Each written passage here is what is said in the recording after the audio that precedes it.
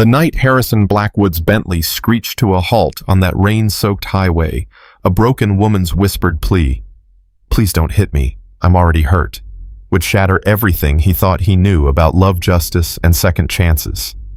What started as a near collision became the collision of two wounded souls, setting off a chain of events that would expose dark secrets, challenge a corrupt system, and prove that even the most shattered hearts can bloom again. Stay with me until the end of this incredible journey, and let me know in the comments what city you're watching from. I want to see how far this story of hope and healing travels across the world.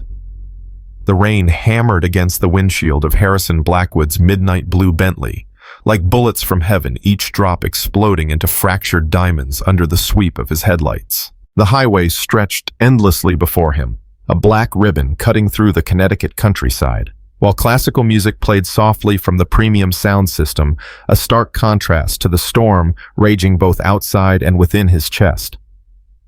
It was past 11 on a Thursday night, and Harrison should have been home hours ago. Should have been tucking his 7-year-old daughter Lily into bed, reading her another chapter of The Secret Garden, her current obsession. Instead, he was driving aimlessly through the darkness, trying to outrun the suffocating weight of another failed business dinner, where potential partners had looked at him with barely concealed pity. Single father. The words followed him everywhere like a shadow, in boardrooms, at school events, in the silence of his empty mansion. 2 years since Lily's mother had walked out declaring motherhood incompatible with her artistic vision, and Harrison still felt like he was drowning desperately trying to be enough for a little girl who deserved the world. The wipers beat a hypnotic rhythm against the glass, thump, thump, thump, thump, when suddenly through the curtain of rain a figure materialized in his headlights. Time fractured. Harrison's heart exploded in his chest as he saw her, a woman stumbling directly into the path of his car, her arms outstretched, not in surrender, but in desperate, deliberate intent. Her white dress clung to her thin frame like a second skin translucent with rain, and her dark hair streamed behind her like a battle flag. "Christ!" The word tore from his throat as he yanked the steering wheel hard to the right, his foot slamming the brake pedal to the floor. The Bentley's tires shrieked against the asphalt, the car sliding sideways as advanced safety systems fought to maintain control. The smell of burning rubber filled the cabin, mixing with the metallic taste of adrenaline on his tongue. The car came to rest mere inches from the guardrail, the engine ticking in the sudden deafening silence. Harrison's hands shook on the steering wheel, his breath coming in ragged gasps as he stared through the rain-streaked windshield at the figure now collapsed on the road 20 feet ahead. She wasn't moving. "No, no, no!" Harrison fumbled with his seatbelt, his fingers clumsy with shock. He burst from the car into the storm rain, immediately soaking through his expensive suit as he ran toward the crumpled form on the asphalt. She was alive, he could see the shallow rise and fall of her chest. But something was terribly, fundamentally wrong. As he approached, she began to scramble backward across the wet pavement, her movements frantic and animalistic like a wounded creature cornered by a predator. "Hey, it's okay," Harrison called out, raising his hands in what he hoped was a non-threatening gesture. "You're hurt. Let me help you." The woman's head snapped up at the sound of his voice, and Harrison felt his breath catch in his throat. Even in the harsh glare of his headlights, even with rain streaming down her face, she was breathtaking. But it was her eyes that stopped him, cold, wide green, and filled with such raw terror that he felt something fundamental shift inside his chest. "Please," she whispered the word barely audible above the storm. She raised one trembling hand in front of her face as if it could somehow shield her from whatever blow she expected to come. "Please don't hit me. I'm already hurt." The words hit Harrison like a physical blow. The quiet desperation in her voice, the way she flinched from his shadow, the careful way she held her left arm against her ribs, it all painted a picture that made his stomach clench with rage and heartbreak. "I'm not going to hurt you," he said softly, crouching down to make himself less imposing. Water streamed from his hair down his face, but he barely noticed. "My name is Harrison. What's yours?" She stared at him for a long moment, her breathing rapid and shallow. When she finally spoke, her voice was like broken glass. I don't... Maya. Call me Maya." The hesitation was so brief that someone else might have missed it, but Harrison had built a billion-dollar empire by reading people, by catching the tells and hesitations that revealed truth beneath facade. Maya wasn't her real name, but right now, in this moment, with rain turning her white dress transparent and terror making her shake like a leaf, he didn't care what she wanted to be called. "Okay, Maya," he said gently. "You're bleeding." She looked down at herself, as if surprised to discover her body. Blood seeped through the fabric at her shoulder, mixing with the rainwater to create pale pink streams down her arm. Her knees were scraped raw, probably from hitting the pavement, and there was a purple bruise blooming along her collarbone that definitely hadn't come from their near collision. "I need to get you to a hospital," Harrison said, starting to reach for his phone. "No!" The word exploded from her with such violence that Harrison actually stepped back. "No hospitals. No doctors. Please, I can't." She was hyperventilating now, her chest rising and falling rapidly as panic set in. Harrison had seen Lily have anxiety attacks after her mother left, and he recognized the signs. Without thinking, he shrugged out of his suit jacket and held it out to her. "Here, you're freezing." Maya stared at the jacket like it might transform into a snake and bite her. Slowly, as if every movement caused her pain, she reached out and took it. The relief that crossed her face when the warm, dry fabric settled around her shoulders was almost heartbreaking. "Thank you," she whispered. "Can you stand?" Harrison asked. "My car's warm and dry. We don't have to go anywhere you don't want to go, but you can't stay out here in this storm." For a moment he thought she might refuse. She looked around wildly, as if calculating escape routes, weighing the danger of trusting him against the danger of staying exposed. Finally, she nodded just once. Harrison stood slowly and extended his hand. Maya stared at it for nearly 30 seconds before tentatively placing her own palm against his. Her skin was ice cold and trembling, but her grip was surprisingly strong as he helped her to her feet. She swayed slightly and Harrison instinctively moved to steady her, but she jerked away from the contact so violently that she nearly fell again. "Sorry," she gasped. "I'm sorry, I don't like—" "It's okay," Harrison said quickly. "You don't have to explain anything. Let's just get you warm." The walk back to the Bentley felt like a mile, though it was only a few dozen steps. Maya moved like every shadow might hide a threat, like every sound of wind through the trees might mask approaching footsteps. When Harrison opened the passenger door for her, she hesitated again, her eyes darting between his face and the dark interior of the car. "I won't hurt you," he said again, and something in his voice, some quality of absolute sincerity, seemed to reach her. She slipped into the passenger seat, and Harrison quickly closed the door before circling to the driver's side. The warmth of the car's interior immediately began to fog the windows, creating a cocoon of intimacy that made the outside world feel distant and unreal. Harrison cranked up the heat and turned to study Maya in the dashboard's soft glow. She had pressed herself against the passenger door, making herself as small as possible, but now that she was out of the rain, he could see her more clearly. She was probably in her late 20s, with delicate features that spoke of good breeding and education. But there were shadows under her eyes that suggested sleepless nights, and a careful way she held herself that whispered of old injuries and older fears. "Where were you going?" he asked gently. "In the storm, I mean. Is there someone I can call for you?" Maya's laugh was bitter and broken. "There's nowhere to go, no one to call." She pulled his jacket tighter around herself. I couldn't anymore. I thought maybe if I—" She didn't finish the sentence, but Harrison understood. The woman sitting in his car hadn't been trying to cross the road. She'd been trying to end something. "How long since you've eaten?" he asked, changing the subject when he saw fresh tears threatening to spill down her cheeks. Maya blinked clearly, surprised by the question. I don't remember. Yesterday. Maybe the day before." Harrison felt anger flare in his chest, not at her, but at whatever circumstances had brought her to this point. "There's a diner about 10 miles from here. It's warm, bright, and they make the best apple pie in Connecticut. Will you let me buy you dinner?" "Why?" The question came out sharper than she'd probably intended. "Why would you want to help me? You don't know me. You don't know what I've done."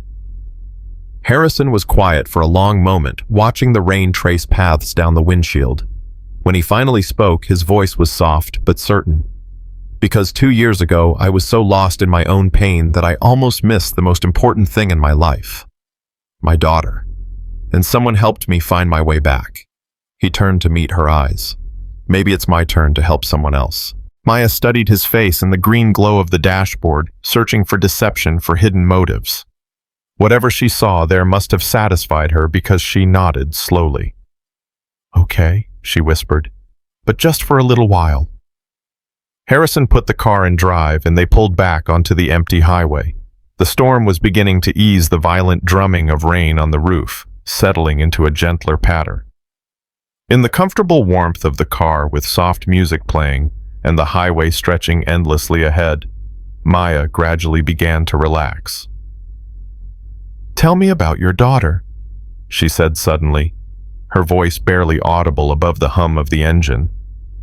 Harrison smiled, and the transformation was remarkable.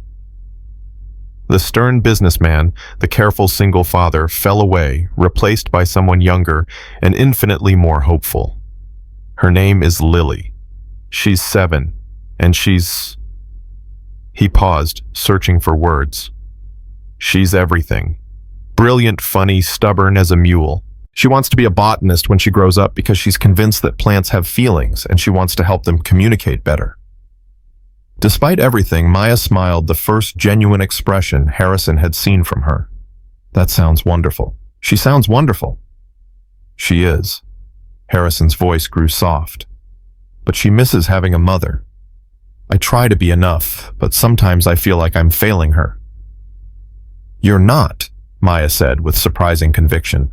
"Trust me, a father who cares enough to worry about failing is already succeeding." There was something in her tone that suggested personal experience, but Harrison didn't push. Instead, they drove in comfortable silence until the bright lights of Miller's Diner appeared through the lessening rain. The diner was a classic chrome and neon establishment that looked like it had been transported directly from the 1950s. Red vinyl booths, black and white checkered floors, and a jukebox that probably still played actual records. At this hour, it was nearly empty except for a tired-looking waitress and a trucker nursing coffee at the counter.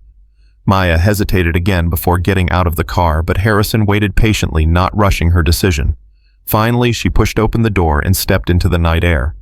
They chose a booth in the back corner where Maya could sit with her back to the wall and see anyone who entered.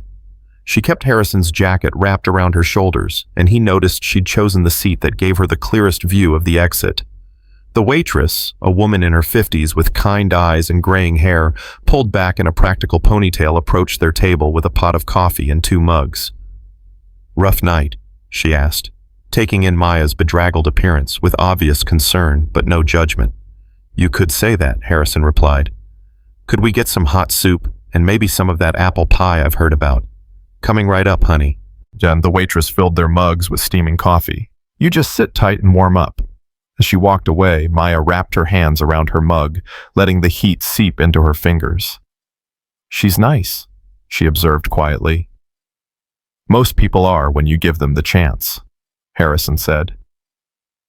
He studied Maya's profile as she gazed out the rain-streaked window. "Do you want to tell me what happened to you?"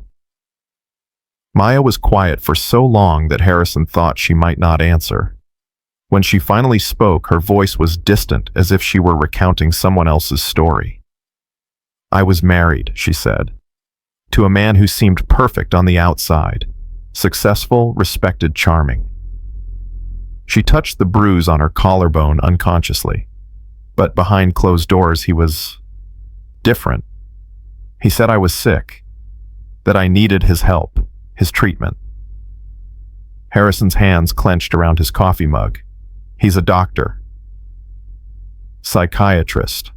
Dr. Marcus Brennan. Very well regarded in his field." Maya's laugh was bitter. "He convinced everyone that I was unstable, delusional, and every time I tried to leave, every time I tried to tell someone what was really happening, he'd have me committed. Voluntary admission, of course, for my own good." The waitress returned with steaming bowls of chicken noodle soup and thick slices of apple pie topped with vanilla ice cream. Maya stared at the food as if she'd forgotten how to eat. "When did you get away?" Harrison asked gently. 3 days ago. There was a fire at the facility where he had me staying. In the confusion, I just ran." She picked up her spoon with trembling fingers. "He'll be looking for me. He has connections everywhere. Private investigators, police contacts, other doctors who believe his version of events." "What's your real name?" Harrison asked. Maya looked up from her soup fear flickering in her green eyes. "Why? Because I want to help you. Really help you. And I can't do that if I don't know who you really are." She was quiet for a long time. The only sound, the soft clink of her spoon against the bowl as she slowly ate. Finally, she whispered, "Rebecca. Rebecca Brennan." Harrison nodded, filing the name away. "How long were you married to him?" 4 years, but he's been controlling my life for 6. Rebecca's voice grew stronger as she spoke, as if naming her truth was giving her power. "I met him when I was 22, fresh out of college. I thought he was saving me from my family's dysfunction. I thought he was my knight in shining armor." "What changed your mind?" Rebecca set down her spoon and pulled Harrison's jacket tighter around herself. "It was gradual. Little things at first. He didn't like my friends said they were a bad influence. He convinced me to quit my job because the stress was making me unstable. He moved us away from the city so I could focus on my mental health in a quieter environment." She paused. "By the time I realized what was happening, I was completely isolated. No job, no friends, no family who would believe me over him." Harrison felt rage building in his chest, but he kept his voice calm and steady. "You said he had you committed?" 5 times, Rebecca whispered. "Each time I tried to leave, each time I fought back. He'd call his colleagues, tell them I was having an episode, that I was a danger to myself, and they'd take me away for observation and treatment." Her hands were shaking now. "Do you know what it's like to be told over and over that your own thoughts and feelings aren't real? That your version of reality is just a symptom of illness?" Harrison reached across the table instinctively, then stopped when he saw Rebecca tense. Instead, he placed his hand palm up on the table between them, an invitation rather than an intrusion. "I believe you," he said simply. Those 3 words broke something open in Rebecca's chest. Tears spilled down her cheeks as she stared at Harrison's outstretched hand. Slowly, as if she were reaching across an ocean, instead of a table, she placed her fingers against his palm. "Thank you," she whispered. They sat like that for several minutes, connected by the simple touch of fingertips, while rain continued to fall outside. Harrison found himself studying her face, memorizing the delicate curve of her cheekbone, the way her eyelashes cast shadows in the diner's fluorescent light. She was beautiful, but it was more than that. There was something in her eyes, a strength that refused to be broken, a spark that no amount of cruelty had been able to extinguish. "What will you do now?" he asked eventually. Rebecca pulled her hand back and wiped her eyes with his jacket sleeve. "I don't know. I have some money cash I'd been hiding for years, waiting for the right moment. But it won't last long. And he'll find me eventually. He always does." "Not if you don't want him to," Harrison said firmly. "I have resources, Rebecca. Money, lawyers, connections. People who can help you disappear, or better yet, help you fight back." Rebecca stared at him in amazement. "Why would you do that? You don't even know me." Harrison considered the question seriously. Why was he so invested in helping this broken stranger? Part of it was simple human decency. No one deserved what she'd endured. But there was something else, something deeper that he wasn't quite ready to name. "Because everyone deserves to be free," he said finally. "And because I have a daughter who's going to grow up in this world. I want her to know that there are people who will fight for what's right." Rebecca studied his face in the diner's harsh light, searching again for deception or hidden motives. "You really mean that?" "I do." Harrison pulled out his phone. "I'm going to make some calls. Set up a safe place for you to stay while we figure out next steps. Is that okay?" For the first time since he'd found her on that rain-soaked highway, Rebecca looked hopeful. "Okay," she said softly. "But Harrison, there's something else you should know about Marcus. He's not just abusive, he's dangerous. Really dangerous. If he finds out you're helping me—" "Let me worry about that," Harrison said grimly. "Trust me, I've dealt with dangerous men before." As Harrison made his calls, Rebecca finished her soup and pie, color slowly returning to her pale cheeks. The diner's warmth was seeping into her bones, chasing away the chill that had lived there for so long. For the first time in years, she felt something she'd almost forgotten how to recognize: hope. Outside, the storm was finally beginning to clear, stars appearing between the breaking clouds. Neither of them knew it yet, but their collision on that dark highway had set in motion events that would shake the foundations of Dr. Marcus Brennan's carefully constructed world. The hunt was about to begin, and this time Rebecca wouldn't be running alone. In the safety of the diner's warm light, surrounded by the smell of coffee and comfort food, two wounded souls had found each other in the darkness.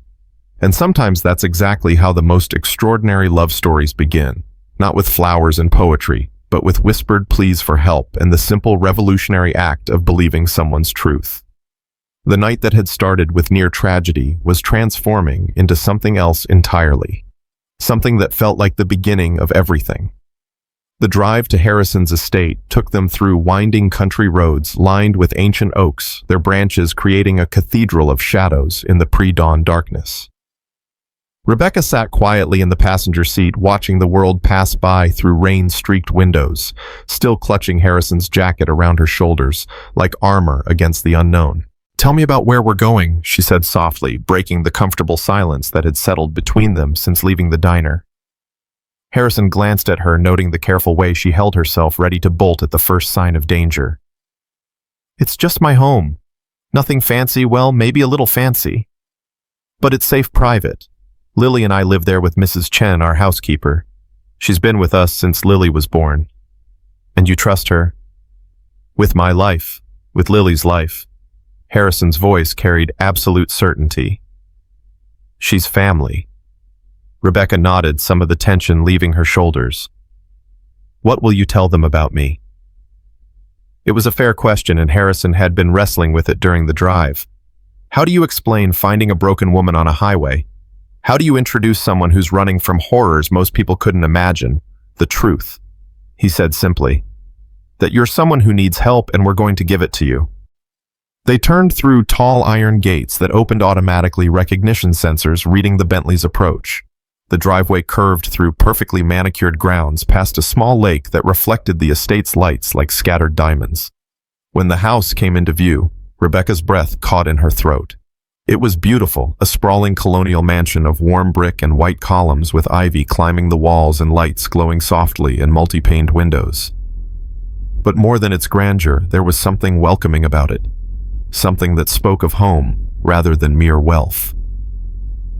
"Harrison," Rebecca said quietly as they pulled into the circular drive. "I can't stay in a place like this. I don't belong here." He turned off the engine and twisted to face her fully. "Rebecca, listen to me. You belong wherever you choose to be. And right now, you're choosing to be safe." Before she could respond, the front door opened and a small figure came running out barefoot and wearing pajamas covered in tiny roses. Lily Blackwood had her father's dark hair but warmer brown eyes, and despite the early hour, she was wide awake and clearly delighted by the unexpected arrival. "Daddy," she called, launching herself at Harrison the moment he stepped out of the car. "Mrs. Chen said you were coming home with a friend." Harrison caught his daughter and lifted her into a hug, his face transforming with pure love. "Lilypad, what are you doing awake? It's almost 3 in the morning. I couldn't sleep. I was worried about you driving in the storm." Lily's gaze drifted curiously to the passenger side of the car where Rebecca sat frozen, watching the reunion with something like wonder. "Is that your friend?" "Yes, sweetheart. Her name is Maya, and she's going to stay with us for a while." Harrison set Lily down gently. "She's had a very difficult time, so we need to be extra gentle and kind, okay?" Lily nodded solemnly, then approached the car with the fearless confidence that only children possess. She tapped lightly on the passenger window, and when Rebecca rolled it down, Lily smiled brightly. "Hi, Maya. I'm Lily. Do you like gardens?" Rebecca found herself smiling despite everything. There was something disarming about Lily's directness, her complete lack of judgment or suspicion. Yes, I do like gardens.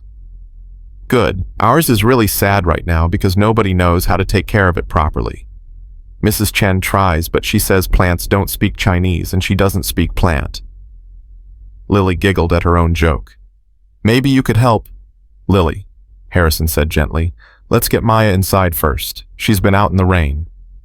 Mrs. Chen appeared in the doorway, a small, elegant woman in her 60s with silver-streaked hair and knowing eyes. She took in the scene with a single glance, her gaze lingering on Rebecca's bruised face and Harrison's protective stance, and seemed to understand everything without explanation.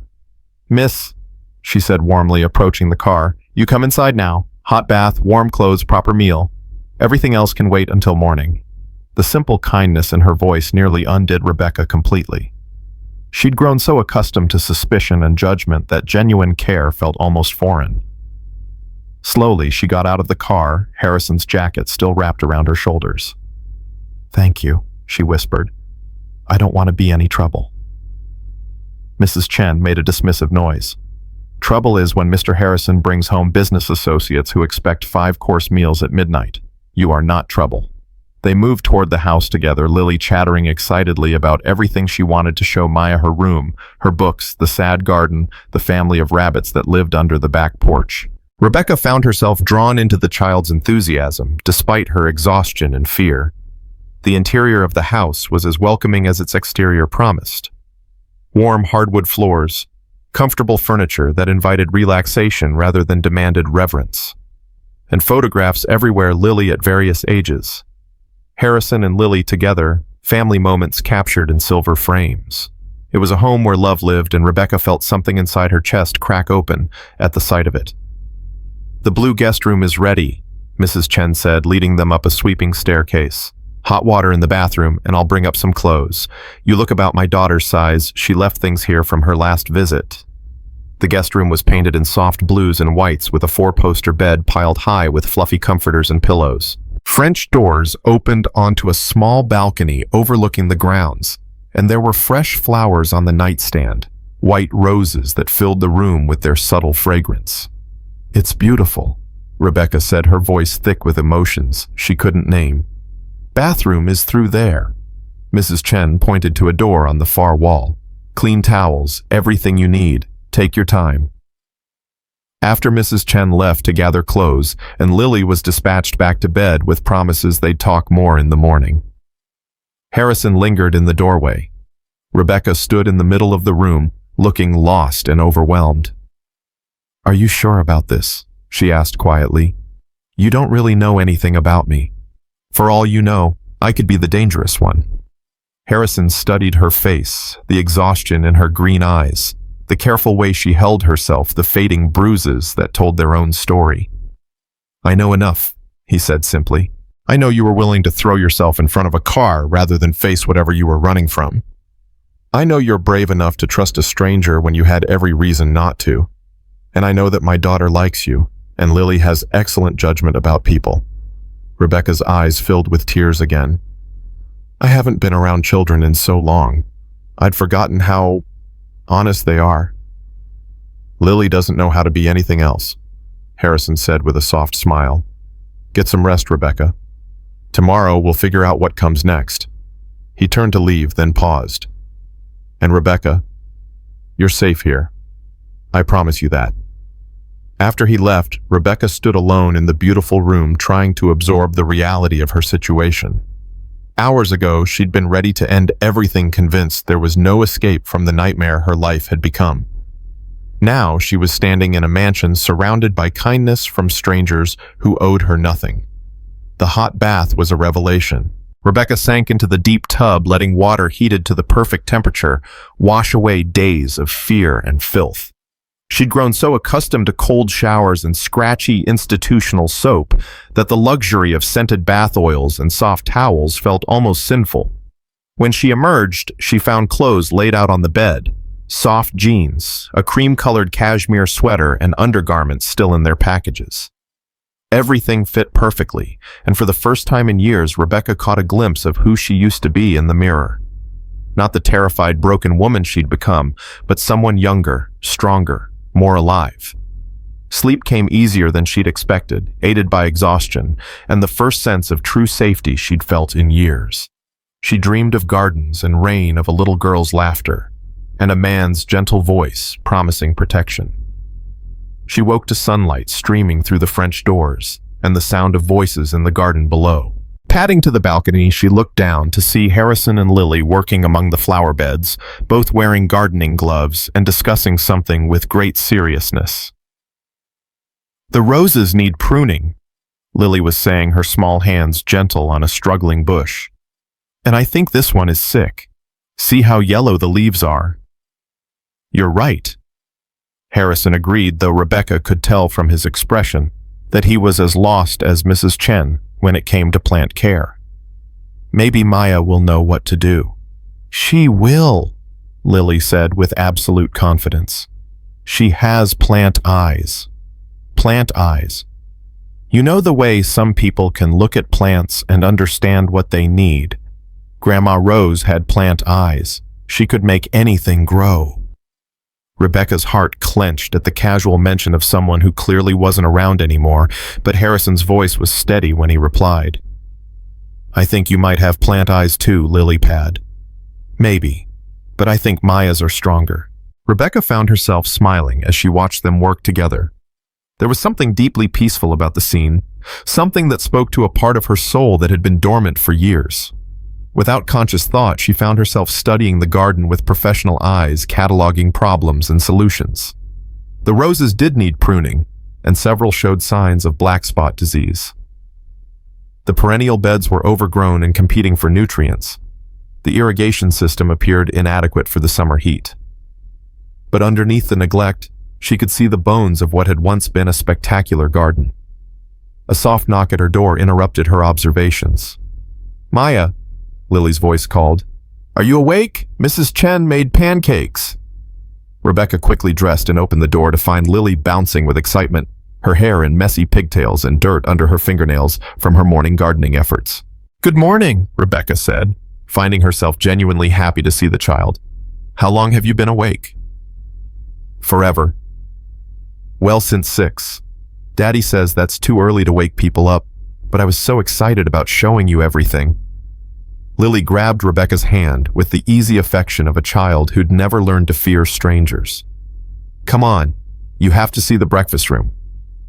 The breakfast room was a sunny alcove off the kitchen with windows on 3 sides and a round table set for 4. Mrs. Chen was just setting down a platter of golden pancakes while Harrison poured coffee from a silver pot. "Good morning," he said, looking up as they entered. "Sleep well." "Better than I have in months," Rebecca admitted, taking the seat Lily indicated. "Thank you again for all of this." "You don't need to keep thanking us," Harrison said gently. "Just focus on getting stronger." Breakfast was a revelation for Rebecca, not just the food, though Mrs. Chen's pancakes were indeed perfection, but the easy warmth of family conversation. Lily chattered about school and friends and a science project about butterfly life cycles, while Harrison listened with the focused attention of a father who genuinely enjoyed his daughter's company. "Maya," Lily said suddenly, "will you really help with the garden? It used to be so beautiful. Grandma Rose made it before I was born, but after she went to heaven, nobody knew how to keep it happy." Rebecca glanced at Harrison, who nodded encouragingly. "I'd love to help," she said. "I used to work with plants, actually. Before—" She trailed off, not ready to explain the before. "Really?" Lily's eyes lit up. "What kind of plants?" "All kinds. I studied landscape design in college, and I worked for a botanical garden for a while." The words felt rusty in her mouth. It had been so long since she'd talked about her education. Her career, the person she'd been before Marcus convinced her she was too unstable to work. "That's amazing," Harrison said, and something in his voice made Rebecca look at him more closely. There was a warmth in his dark eyes that made her pulse quicken. "Would you be interested in actually redesigning it as a project, I mean? Something to keep you busy while we work on other things." The offer was tempting, more than tempting. Rebecca had dreamed for years of getting her hands in soil again, of coaxing life from the earth, and creating beauty from nothing. But the practical part of her mind, the part that had kept her alive through 4 years of psychological torture, raised immediate objections. "Harrison, that's incredibly generous, but I can't accept charity, and I won't be here long enough to see a garden project through to completion." "Who says it's charity?" Harrison countered. "I need a landscape designer. You need a project. Seems like a fair trade to me." Lily clapped her hands together. "Oh, please say yes, Maya. I want to learn everything about plants." Looking into the child's hopeful face, Rebecca felt her carefully constructed walls beginning to crumble. When was the last time someone had looked at her with such uncomplicated joy? When was the last time she'd felt useful, needed for something other than being a perfect victim? "Okay," she said softly. "But I'll need to see what's wrong with everything first, and we'll need to talk about budget and timeline and—" "Whatever you need," Harrison said firmly. "Consider this your domain now." After breakfast, Rebecca found herself walking through the gardens with Lily as her enthusiastic assistant, and Harrison trailing behind, ostensibly to help, but mostly Rebecca suspected to watch her come alive again. The extent of the neglect became clear as they moved through the different areas. What had once been a masterpiece of design was now a beautiful disaster, overgrown, undernourished, and crying out for knowledgeable care. This was the rose garden, Lily explained, leading Rebecca to a large formal area where climbing roses struggled up rusted trellises and hybrid teas competed with weeds. Grandma Rose said roses were like people, they needed love and attention and room to grow. Rebecca knelt beside a struggling bush, her hands automatically checking soil drainage and examining leaves for disease. She was right. These beauties have been neglected, but they're not beyond saving. She looked up at Harrison. "This is going to be a lot of work. Are you sure you want to commit to something this extensive?" "I'm sure," he said, and something in his voice made her believe him. "Take as long as you need. Do whatever you think is best." As the morning progressed, Rebecca found herself falling into the familiar rhythm of assessment and planning. She took notes on everything: soil conditions, plant health, irrigation needs, structural repairs. For the first time in years, her mind felt sharp and focused, freed from the constant vigilance that surviving Marcus had required. "You're different out here," Harrison observed during a quiet moment while Lily chased butterflies among the overgrown lavender. Rebecca paused in her examination of a diseased apple tree. "Different how?" "Confident, like you know exactly who you are and what you're doing." He stepped closer, and Rebecca noticed she didn't automatically flinch away. "It's beautiful to watch." The compliment sent warmth flooding through her chest, followed immediately by the familiar flutter of anxiety. She wasn't used to genuine praise, to being seen as competent and valuable. Marcus's version of compliments had always come with conditions, with subtle undermining that left her feeling smaller rather than uplifted. "I forgot," she said quietly. "For so long I forgot that I used to be good at things, that I used to know things." "You still know things," Harrison said gently. "They were just buried for a while." Their eyes met across the garden space, and Rebecca felt something shift between them, a recognition perhaps, or the beginning of trust that went deeper than gratitude. Before the moment could develop further, Lily came running over, her hands cupped carefully around something. "Maya, look what I found." She opened her palms to reveal a small, perfect butterfly with orange and black wings. It sat calmly on her palm, apparently unbothered by its temporary captivity. "It's a monarch," Rebecca said, smiling at Lily's wonder. "They're very special butterflies. They migrate thousands of miles every year, following the same routes their ancestors took." "How do they know where to go?" Lily asked, her voice hushed with reverence. "Nobody knows for sure. Some people think it's magnetic fields. Others think it's genetic memory. But I like to think they just trust their hearts to guide them home." The butterfly chose that moment to take flight, circling their small group once before disappearing into the blue sky. Lily watched it go with shining eyes. "I want to plant flowers that butterflies love," she announced. "Lots and lots of them, so they'll always know they're welcome here." "That's a beautiful idea," Rebecca said, and meant it. "We can create a whole butterfly garden. with native plants that provide nectar and host plants for caterpillars. As they continued their tour, Rebecca found herself relaxing in ways she'd forgotten were possible. Lily's questions were endless and enthusiastic. Harrison's presence was steady and reassuring, and the garden itself called to something deep in her soul that had been silent for too long. "The greenhouse needs complete renovation," she told Harrison as they stood before a beautiful Victorian glass structure that had clearly been magnificent in its day. "But once it's functional again, we could start so many things from seed. It would cut costs significantly and give us much more variety." "Whatever it takes," Harrison said again, and Rebecca was beginning to understand that he meant it. They were discussing the placement of a new pergola when Rebecca's phone, the cheap prepaid cell she'd bought with precious cash 3 days ago, rang. The cheerful tone jarred against the peaceful morning, and Rebecca's face went white as she looked at the caller ID. "Unknown number," she whispered, her hands beginning to shake. Harrison was beside her in an instant. "Don't answer it." But Rebecca was already sliding the answer button, some compulsion stronger than fear driving her actions. "Hello? Rebecca." The voice that came through the speaker was cultured, smooth, and absolutely chilling. Dr. Marcus Brennan sounded exactly the same as he had the day she'd escaped, calm, controlled, and utterly certain of his own righteousness. "I've been worried sick about you, darling."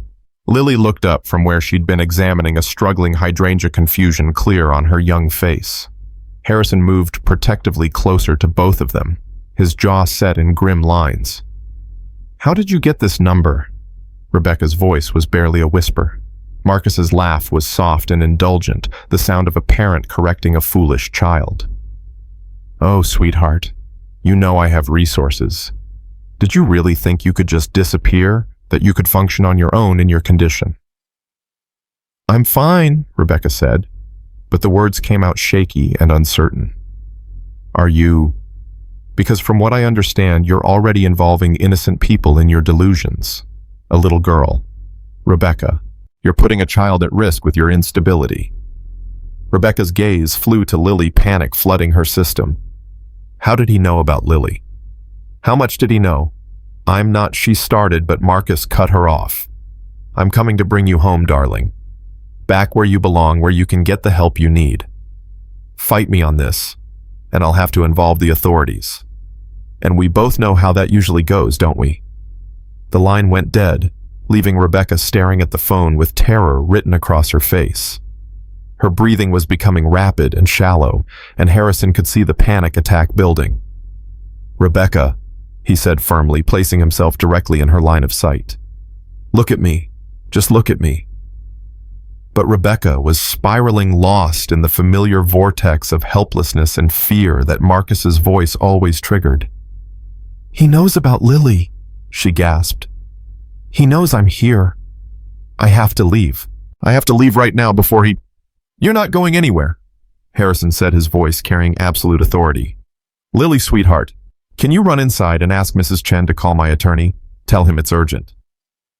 Lily, sensing the gravity of the situation despite not understanding it, nodded seriously and ran toward the house. Harrison turned his full attention to Rebecca, who was now hyperventilating in earnest. "He'll have me committed again," she whispered between gasping breaths. "He'll say I kidnapped Lily, or that I'm a danger to her, and everyone will believe him because he's Dr. Marcus Brennan, and I'm just the crazy wife." "No," Harrison said firmly, reaching out slowly to take her hands in his. "That's not going to happen, not while I'm here." "You don't understand," Rebecca said desperately. "He's powerful. He has connections everywhere. Judges, police, other doctors. He's had me involuntarily committed 5 times, Harrison. 5 times. And every time the system sided with him." "Then we change the game," Harrison said grimly. "We don't play by his rules anymore." Rebecca stared at him through her tears, wanting desperately to believe, but afraid to hope.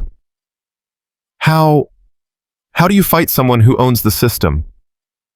Harrison's smile was sharp and dangerous, revealing a side of him that had built a billion-dollar empire through sheer force of will. "You get bigger guns, Rebecca, and trust me, I have very big guns." As if summoned by his words, Harrison's phone rang. He answered it without taking his eyes off Rebecca's face. "James, I need you here now. Bring the team, all of them." He paused, listening. No, not a business emergency. Personal.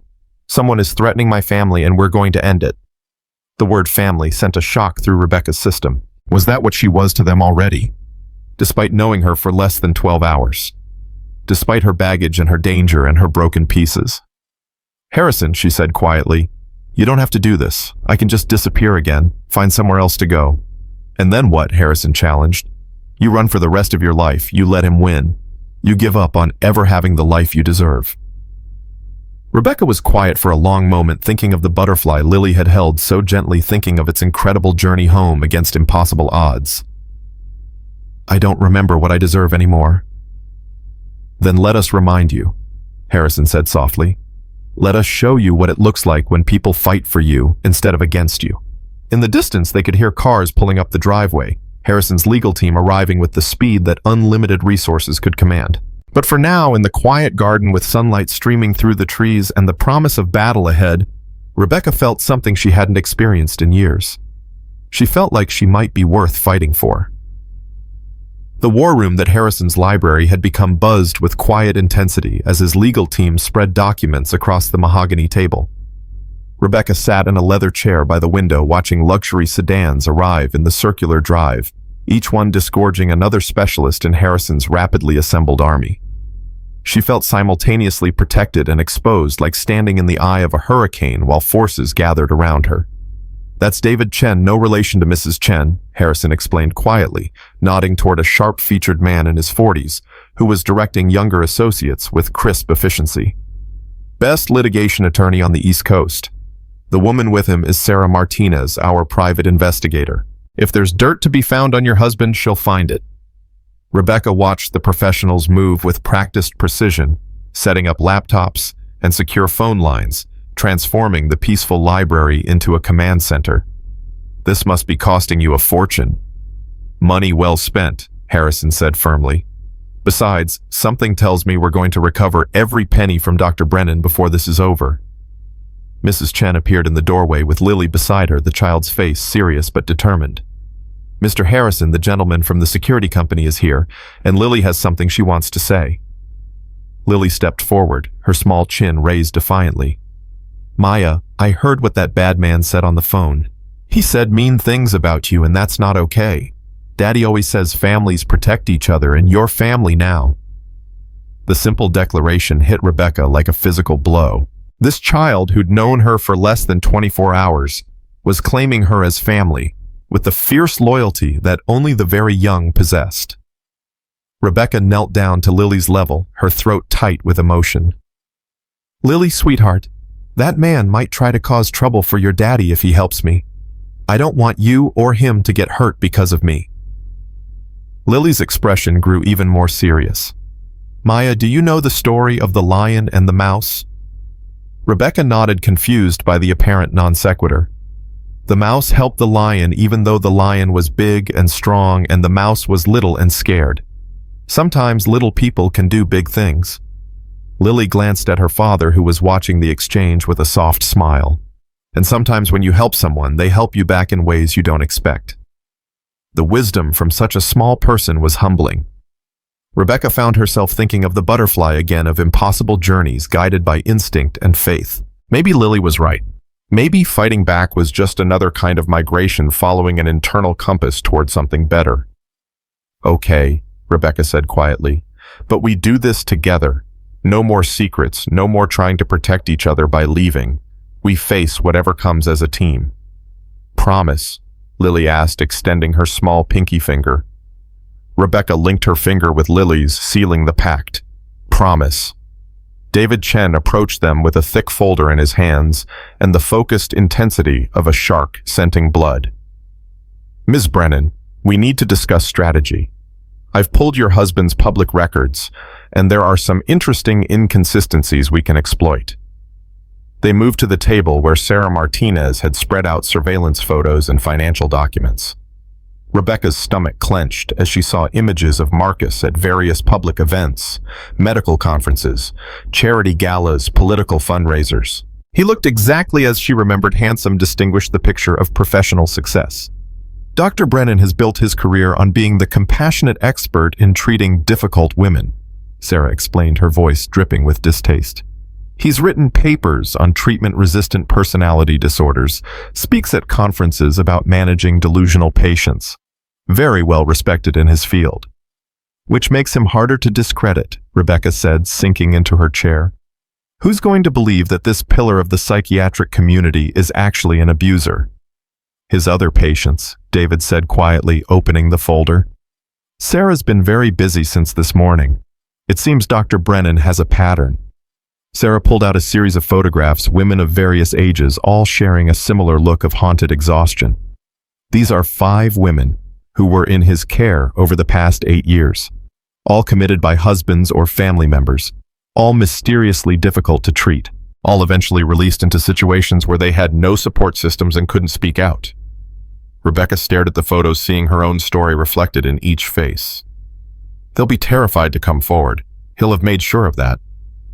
Maybe, Sarah said with a grim smile, but one of them might surprise you. Dr. Jennifer Walsh was a respected pediatrician before her husband had her committed for postpartum psychosis that 3 other doctors said didn't exist.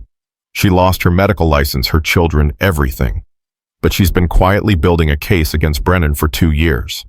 She'll testify, Harrison asked. She'll do more than that.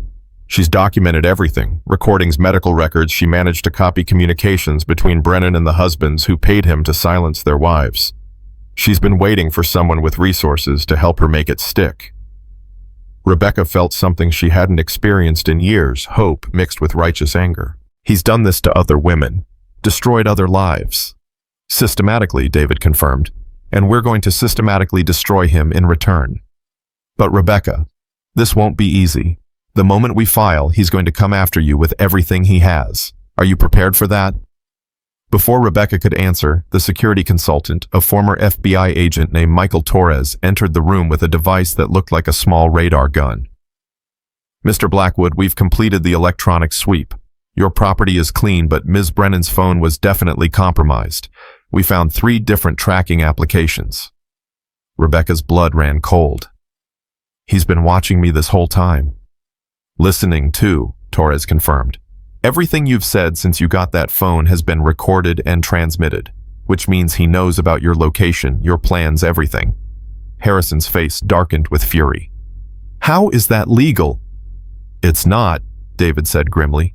But it's hard to prove, and Brennan probably has psychiatric justification for monitoring his unstable wife. We'll use it against him, but in the meantime, we need to assume he knows our current strategy. So we change it, Rebecca said, surprising everyone with the steel in her voice. The fear was still there, but underneath it was something new. Determination fueled by the knowledge that other women had suffered as she had. He's expecting me to run or hide. What if I don't? What are you thinking? Harrison asked, though his expression suggested he already suspected. I'm thinking Dr. Marcus Brennan has spent 6 years carefully controlling the narrative about his crazy wife. What happens if his crazy wife starts telling her own story? Sarah Martinez smiled for the first time since arriving. Media warfare. I like it. It's risky, David warned. Once you go public, there's no taking it back, and Brennan will retaliate hard. Let him, Rebecca said, standing and moving to the window where she could see Lily playing in the garden they'd walked through that morning. The child was carefully tending to the struggling roses, just as Rebecca had shown her. I'm tired of being afraid, and I'm tired of being the only one who knows what he really is.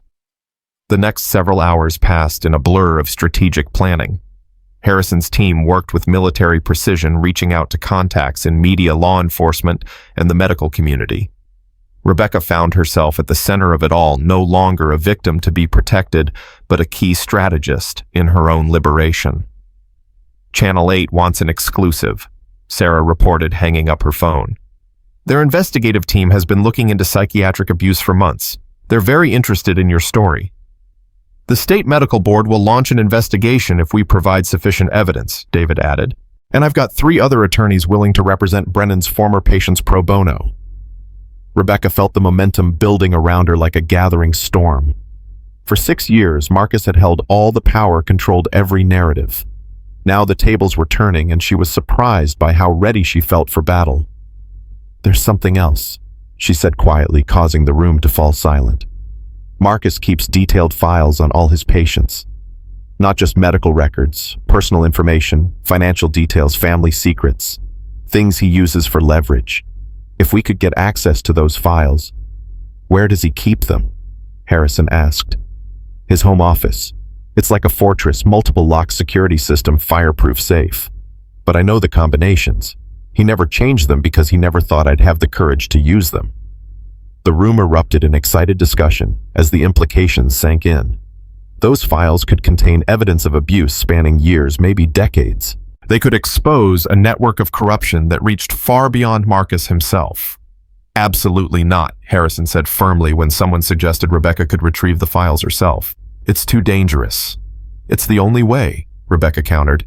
The house staff knows me, security knows me. I can get in and out without triggering suspicions. And if Brennan's there, Rebecca's smile was sharp and cold. Then I guess it's time for him to see what I've learned about being unpredictable. They spent the rest of the afternoon refining the plan. Rebecca would return to her former home under the guise of collecting personal belongings, a reasonable request that even Marcus couldn't publicly deny. Hidden cameras and recording devices would capture any interaction with her husband, while Torres's team provided invisible surveillance and backup. We go tomorrow, David decided. The media interview airs tomorrow night, so we need those files before Brennan realizes what's happening and destroys them. As the team dispersed to make final preparations, Rebecca found herself alone with Harrison in the library. Evening shadows were gathering outside, and the house had settled into its peaceful dinner rhythm. Somewhere she could hear Lily chattering with Mrs. Chen about butterfly gardens and flower seeds. "Are you sure about this?" Harrison asked quietly, moving to stand beside her at the window. Rebecca was quiet for a long moment, watching the last light fade from the garden. 6 months ago, if someone had told me I'd be planning to take down one of the most respected psychiatrists in the state, I'd have thought they were crazy. 3 days ago, I was ready to die, rather than face another day of his control. Now, she turned to look at Harrison, seeing concern and something deeper in his dark eyes. Now I feel like I'm finally remembering who I used to be. "You're extraordinary," Harrison said softly, and the simple words carried such conviction that Rebecca felt her breath catch. "I'm terrified," she admitted. "But I'm also angry, and I think the anger is stronger than the fear now." They stood close together in the gathering darkness, and Rebecca became acutely aware of Harrison's presence, the steady rhythm of his breathing, the warmth radiating from his body, the way he looked at her like she was precious rather than broken. When he reached up to tuck a strand of hair behind her ear, she didn't flinch away. "Whatever happens tomorrow," he said quietly, "you won't face it alone." "Harrison," Rebecca started, then stopped, not sure how to put her feelings into words. "How do you tell someone that they've given you back your life? How do you express gratitude for something so fundamental?" "I know," he said simply, as if he could read her thoughts. "I know." Their faces were inches apart now, and Rebecca could see gold flecks in Harrison's brown eyes. For a moment, the world narrowed to just this, the space between them, the possibility of connection without fear, the chance to choose intimacy instead of having it forced upon her. "Daddy Maya!" Lily's voice broke the spell as she burst into the library, her cheeks flushed with excitement. "Mrs. Chen says dinner's ready and she made your favorite soup." Rebecca stepped back, her heart racing for entirely new reasons. Harrison's hand lingered for a moment where it had touched her face. Then he smiled and turned his attention to his daughter. "Perfect timing, Lilypad. We're starving." Dinner was a surprisingly normal affair despite the day's intensity. Lily dominated the conversation with detailed plans for the butterfly garden, while Mrs. Chen provided running commentary on the various legal eagles who'd invaded her kitchen, seeking coffee and sandwiches. "That Mr. Chen, the lawyer one, he drinks coffee like it's water," she reported with mild disapproval. "And the lady detective, she asks too many questions about grocery deliveries and service schedules." "Sarah's just being thorough," Harrison explained. "She wants to make sure we're all safe." "Humph," Mrs. Chen sniffed. "I've been keeping this family safe for 8 years without help from lady detectives." Rebecca found herself smiling at the gentle banter, marveling at how quickly she'd become part of this family's rhythm. When Lily asked for help with her science homework, something about plant photosynthesis, Rebecca felt a flutter of pure joy at being able to contribute something normal and helpful. Plants are like little solar panels, she explained, drawing diagrams on Lily's notebook. They capture sunlight and turn it into food. It's one of the most important processes on Earth. Is that why you love gardens so much? Lily asked. Because plants are so important. Rebecca considered the question seriously. Partly, but also because gardens represent hope. You plant something small and fragile, take care of it, and watch it grow into something beautiful. Even when everything else in your life feels broken, a garden reminds you that growth is always possible. Lily nodded solemnly, as if this explanation made perfect sense. Is that what Daddy's doing for you, helping you grow into something beautiful? The innocent question hit Rebecca like a lightning bolt. Out of the mouths of babes indeed. She glanced at Harrison, who was watching her with an expression she couldn't quite read. Maybe, she said softly, maybe we're helping each other grow. Later that evening, after Lily was tucked into bed with promises that Maya would still be there in the morning, Rebecca found herself walking through the garden in the moonlight. The evening air was soft and fragrant, filled with the scent of jasmine and night-blooming cereus. Harrison found her by the fountain, where she stood looking up at the stars through the canopy of ancient oaks. Nervous about tomorrow? He asked, settling beside her on the fountain's edge. Strangely, no. Well, yes, but not the way I expected. Rebecca turned to face him, her expression thoughtful. For 6 years I've been afraid of Marcus finding me. Now I'm afraid of what I might find when I see him again. What do you mean? I'm afraid I might discover that I'm not as broken as he convinced me I was. I'm afraid of how angry that will make me. She paused, searching for words. Does that make sense? Harrison nodded slowly. Perfect sense. Anger can be a powerful ally, as long as you don't let it consume you. How do you do that? Stay angry enough to fight, but not so angry that you become what they are. You remember what you're fighting for, Harrison said simply, not just what you're fighting against. They sat in comfortable silence for a while, listening to the gentle splash of water and the distant sound of night birds. Rebecca found herself thinking about the butterfly Lily had held that morning, about migration patterns and genetic memory, about the courage it took to travel thousands of miles on instinct alone. Harrison, she said quietly, what happens after? If we win, if we expose Marcus, if we get justice, what happens to me then? What do you want to happen? It was such a simple question, but Rebecca realized she hadn't asked it of herself in years. What did she want? The freedom to choose her own life seemed almost too vast a concept to grasp. I want to finish the garden, she said finally. I want to see Lily's butterfly sanctuary bloom. I want to use my hands to create something beautiful instead of just surviving. She paused, then added quietly, I want to remember what it feels like to trust someone completely. Those all sound like good goals, Harrison said, and something in his voice made her look at him more closely. What about you? What do you want? Harrison was quiet for so long that Rebecca thought he might not answer. When he finally spoke, his voice was rough with emotion. I want to be worthy of the trust you've already given me. I want Lily to grow up knowing that there are people in the world who fight for what's right. And I want... He stopped, seeming to struggle with something. What? I want to wake up every morning and see you getting stronger, more yourself. I want to watch you remember who you are when no one's trying to break you down. He turned to meet her eyes. I want to fall in love with someone who's not afraid to love me back. The admission hung between them like a bridge. Neither was quite ready to cross. Rebecca felt her heart hammering against her ribs, but for once the rapid pulse wasn't from fear. Harrison, she started, but he shook his head. You don't have to say anything. I just wanted you to know that whatever tomorrow brings, whatever happens next, you have value beyond what you can give or do for other people. You matter, Rebecca. Not as a victim to be saved or a project to be fixed, but as yourself. Tears spilled down Rebecca's cheeks, but they weren't tears of sadness. They were tears of recognition of something long buried finally breaking the surface.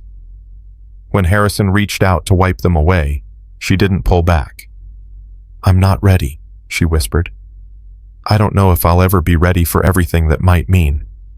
"I know," Harrison said gently. "That's okay. We have time." "Do we? Tomorrow I go back into Marcus's world. What if something goes wrong? What if—" Harrison placed a finger gently against her lips, silencing her fears. "Then we deal with whatever comes, together. But Rebecca, you are not the same woman who ran away 3 days ago. You're stronger now, braver, and you're not alone." Looking into his eyes, Rebecca felt something shift inside her chest. Not healing that would take time, but the beginning of it. Like the first green shoot pushing through winter soil, reaching toward the light. "Together," she repeated. And for the first time in years, the word didn't frighten her. They walked back to the house, hand in hand, and Rebecca marveled at the simple miracle of choosing touch instead of having it forced upon her. Tomorrow would bring its own challenges, its own battles. But tonight, in the garden that was slowly coming back to life under her care, she allowed herself to believe that some migrations led not just to survival, but to home. In her room later, as she prepared for what might be the most important day of her life, Rebecca caught sight of herself in the mirror. The woman looking back at her was still healing, still carrying scars, both visible and hidden. But there was something new in her green eyes, something that looked remarkably like hope. Tomorrow, Dr. Marcus Brennan would discover that his carefully controlled wife had learned some new tricks. Tomorrow, she would walk back into the cage he'd built for her, but this time she'd be carrying the keys. The hunt was about to begin, and for the first time in 6 years, Rebecca wasn't the prey. The morning sun cast long shadows across the manicured grounds of the Brennan estate, as Rebecca sat in the passenger seat of David Chen's unmarked sedan, watching the house that had been her prison for 4 years. From the outside, it looked exactly as she remembered: imposing Georgian architecture, perfectly maintained landscaping, and an air of understated wealth that spoke of respectability and success. To anyone passing by, it was the picture of domestic tranquility. Rebecca knew better. "Surveillance team is in position." Torres's voice crackled through her nearly invisible earpiece. "We have eyes on all entrances and exits. You're not alone in there." She touched the small recording device hidden beneath her silk blouse, drawing comfort from its presence.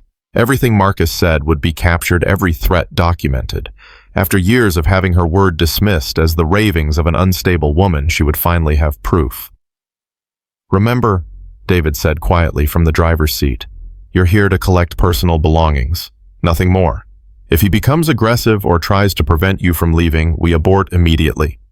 Rebecca nodded, though her eyes remained fixed on the house. "He'll try to get me alone. It's what he does, isolates his targets, so no one can witness what really happens. Which is why you don't go anywhere with him. Kitchen, living room, foyer, stay in public areas where the household staff can see you." "Mrs. Morrison still works there," Rebecca said, thinking of the housekeeper who'd witnessed so much but never spoken. "She knows what he's really like, but she's too afraid to say anything." "Fear makes people complicit," David observed, "but sometimes it also makes them ready to talk when the right opportunity presents itself." Rebecca checked her watch, 10:30 a.m., exactly when she'd told Marcus she'd arrive. He would be prepared for her, would have planned every word, every gesture designed to reassert his control. But she was prepared too, in ways he couldn't imagine. "Time to go," she said, opening the car door before her courage could falter.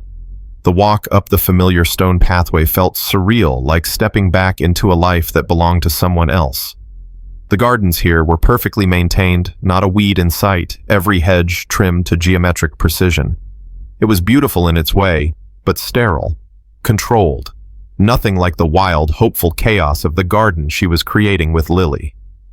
The front door opened before she could ring the bell, and Marcus Brennan stepped out to greet her with the smile that had once convinced her he was her salvation. He was exactly as she remembered, tall, distinguished, with silver threading through his dark hair and eyes the color of winter sky. Handsome in the way that inspired trust and confidence, which made him all the more dangerous. "Rebecca," he said warmly, as if welcoming home a beloved wife rather than the woman who'd escaped his control. You look wonderful. Different, but wonderful. The casual observation sent ice through her veins. He was studying her cataloging changes, looking for weaknesses to exploit. Rebecca forced herself to meet his gaze steadily. Hello, Marcus. Thank you for agreeing to let me collect my things. Of course, darling. This is still your home. He gestured for her to enter, and Rebecca stepped across the threshold into the marble foyer she'd once found so impressive. Though I must say I'm curious about where you've been staying. The address you provided was rather upscale for someone in your condition. There it was, the first subtle dig, the implication that she wasn't capable of managing on her own. Rebecca had expected it, but hearing his voice again, feeling the familiar web of manipulation beginning to weave around her, still sent her pulse racing. I've been fortunate to find supportive friends, she said carefully. Marcus's smile never wavered, but something cold flickered in his eyes. Yes, I've heard about Mr. Blackwood. Quite the knight in shining armor, isn't he? Though I do worry about a man who would take advantage of a vulnerable woman in crisis. Rebecca felt anger flare hot in her chest. How dare he twist Harrison's kindness into something predatory, but she forced her voice to remain level. Harrison has been nothing but respectful and helpful. I'm sure he has, Marcus said, his tone dripping with false sympathy. These wealthy men can be very charming when they want something, but Rebecca, sweetheart, you have to understand how this looks. A married woman clearly in the midst of a psychological crisis being taken in by a single man, people will talk. The manipulation was so smooth, so practiced, that Rebecca could see how she'd fallen for it years ago. He was reframing her rescue as scandal, her saviors as predators, her healing as further evidence of instability. In 5 minutes, he'd managed to plant seeds of doubt about everyone who'd shown her genuine kindness. Shall we go to your room? Marcus continued, placing a hand on her lower back to guide her toward the stairs. I've kept everything exactly as you left it. I knew you'd come home eventually. Rebecca stepped away from his touch, moving toward the living room instead. Actually, I'd prefer to start downstairs. Some of my books are in the library. For just a moment, Marcus's mask slipped, revealing a flash of irritation at her refusal to follow his script, but he recovered quickly, smile sliding back into place. Of course, whatever makes you comfortable. He followed her into the living room, settling into his favorite leather chair, the one positioned to dominate the room, to make anyone facing him feel small and exposed. So, tell me about these friends of yours. This Blackwood fellow and his daughter, was it? Rebecca felt her blood run cold. How much did he know about Lily? How much danger had she brought to that innocent child? Harrison is a business associate who offered help when I needed it, she said, choosing her words carefully. Nothing more. Marcus steepled his fingers in a gesture Rebecca remembered with visceral dread. It usually preceded his most devastating psychological attacks. You know, I've been doing some research on Mr. Blackwood. Fascinating man. Billionaire widower raising a young daughter alone. The kind of man who might be susceptible to a certain type of woman. What are you implying? Nothing at all, darling. Just observing that you always did have a talent for making yourself indispensable to lonely men. First your father, then me, now this Blackwood fellow. Marcus's voice was silk over steel. It's a pattern, Rebecca. A symptom of your underlying need for male validation, your inability to exist independently. The words hit their target with surgical precision, awakening every insecurity Marcus had carefully cultivated over the years. Was he right? Had she simply replaced one dependent relationship with another? Was Harrison's kindness just another form of control she was too damaged to recognize? But then she remembered Lily's fierce declaration of family loyalty, Mrs. Chen's no-nonsense care, Harrison's gentle hands as he helped her remember who she used to be. Those weren't the actions of people seeking to control her. They were the actions of people who wanted to see her free. You're wrong, she said quietly, and felt a flicker of satisfaction when surprise crossed Marcus's features. They're not trying to fix me or use me. They're helping me remember that I don't need fixing. Marcus's laugh was soft and patronizing. Oh, Rebecca, do you hear yourself? You've been out of treatment for 4 days, and you think you're suddenly cured, that your psychological issues have just magically resolved. I think I never had the psychological issues you convinced everyone I had. The words hung in the air between them like a gauntlet thrown down. Marcus's expression didn't change, but Rebecca could feel the temperature in the room drop several degrees. That's a very serious accusation, darling. And frankly, it's exactly the kind of paranoid thinking that led to your previous hospitalization. Marcus leaned forward slightly, his voice taking on the professional tone he used with difficult patience. You're experiencing what we call treatment denial, a common symptom in your condition where the patient begins to believe their delusions are reality and their treatment is persecution. Rebecca felt the familiar spiral of self-doubt beginning the way Marcus could twist truth into madness with nothing but his voice and his reputation. But this time she had an anchor, the recording device against her chest, the team listening to every word, the knowledge that she wasn't alone in this anymore. Then let's talk about reality, she said, standing and moving to the window where she could see David's car. Let's talk about the bruises you gave me that you told people were self-inflicted. Let's talk about the medication you prescribed that wasn't for any diagnosed condition, but to keep me compliant. Let's talk about the financial controls you put in place that had nothing to do with my mental state and everything to do with keeping me trapped. Marcus was quiet for a long moment, studying her with the cold intensity of a scientist examining a specimen. When he spoke, his voice carried a new edge. You've been coached, he said slowly. Someone's been feeding you these ideas, haven't they? This Blackwood, or perhaps his lawyers. They've convinced you to construct this elaborate fantasy where you're the victim and I'm the villain. No one had to convince me of anything. I lived it. Did you? Marcus stood and moved closer, using his height advantage to loom over her. Because I remember a woman so unstable she tried to burn down our kitchen. I remember suicide attempts, violent outbursts, complete breaks from reality. I have documentation, Rebecca. Medical records, incident reports, testimony from multiple healthcare professionals. Rebecca felt the old fear creeping in, the way Marcus could make her question her own memories, her own perceptions. But then she thought of Dr. Jennifer Walsh, of the other women whose stories Sarah had uncovered. Marcus hadn't just gaslit her. He'd perfected a system of psychological destruction. Funny thing about documentation, she said quietly. It can be falsified, incidents can be fabricated, and healthcare professionals can be bought or deceived, especially when the person doing the buying is one of their respected colleagues. Marcus's mask finally slipped completely, revealing the cold fury beneath. You ungrateful little bitch, he said softly, his cultured voice carrying venom that made Rebecca's skin crawl. I saved you from your pathetic excuse for a life. I gave you everything: home, status, purpose. And this is how you repay me, by spreading lies and trying to destroy my reputation. Rebecca felt a strange calm settle over her as she heard his true voice finally captured for the world to hear. This was the man she'd lived with, the monster behind the mask of respectability. I repay you by telling the truth, she said simply, about what you did to me and to the other women whose lives you've destroyed. Marcus went very still. What other women? Did you think I wouldn't find them? Jennifer Walsh, Patricia Morrison, Elena Santos, Caroline Wright, Amanda Kim. Rebecca watched his face grow progressively paler as she recited the names. They're ready to tell their stories, Marcus. All of them.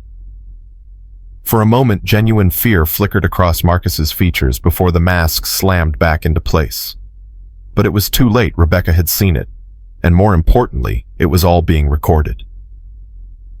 Those women were genuinely ill, he said carefully.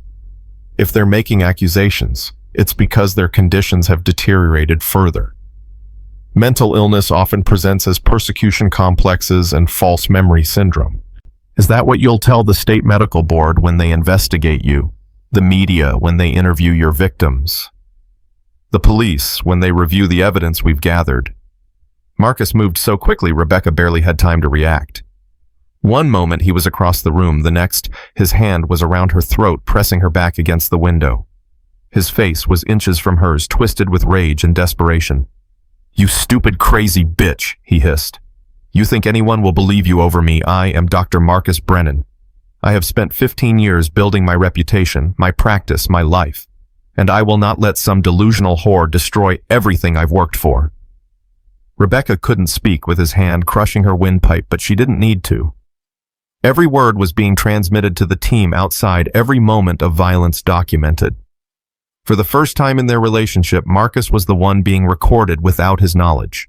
"Here's what's going to happen," Marcus continued, his grip tightening. "You're going to call your new friends and tell them you've changed your mind. You're going to recant whatever lies you've told them, and you're going to check yourself back into treatment voluntarily. And if you don't—" He leaned closer, his breath hot against her ear. "I'll make sure that little girl pays for your stubbornness. Children can have such terrible accidents." The threat against Lily shattered Rebecca's paralysis. With strength born of pure rage, she brought her knee up hard between Marcus's legs and simultaneously drove her elbow into his solar plexus. He released her, doubling over with a gasp of pain and surprise. "Don't you ever threaten that child," Rebecca said, her voice deadly quiet. "Don't you ever even think about her." Marcus straightened slowly, his face a mask of malevolent fury. "You just assaulted me in my own home. I'll have you arrested, committed, locked away where you can never hurt anyone again." "No," said a new voice from the doorway. "You won't." They both turned to see David Chen standing in the entrance to the living room, flanked by 2 police officers and Torres. Behind them came Mrs. Morrison, the housekeeper, her face streaked with tears but her expression resolute. "Mrs. Morrison called the police when she heard shouting," David explained calmly. "Apparently she's been documenting Dr. Brennan's behavior for years, waiting for someone to listen." Marcus whirled on the housekeeper, his professional mask completely shattered.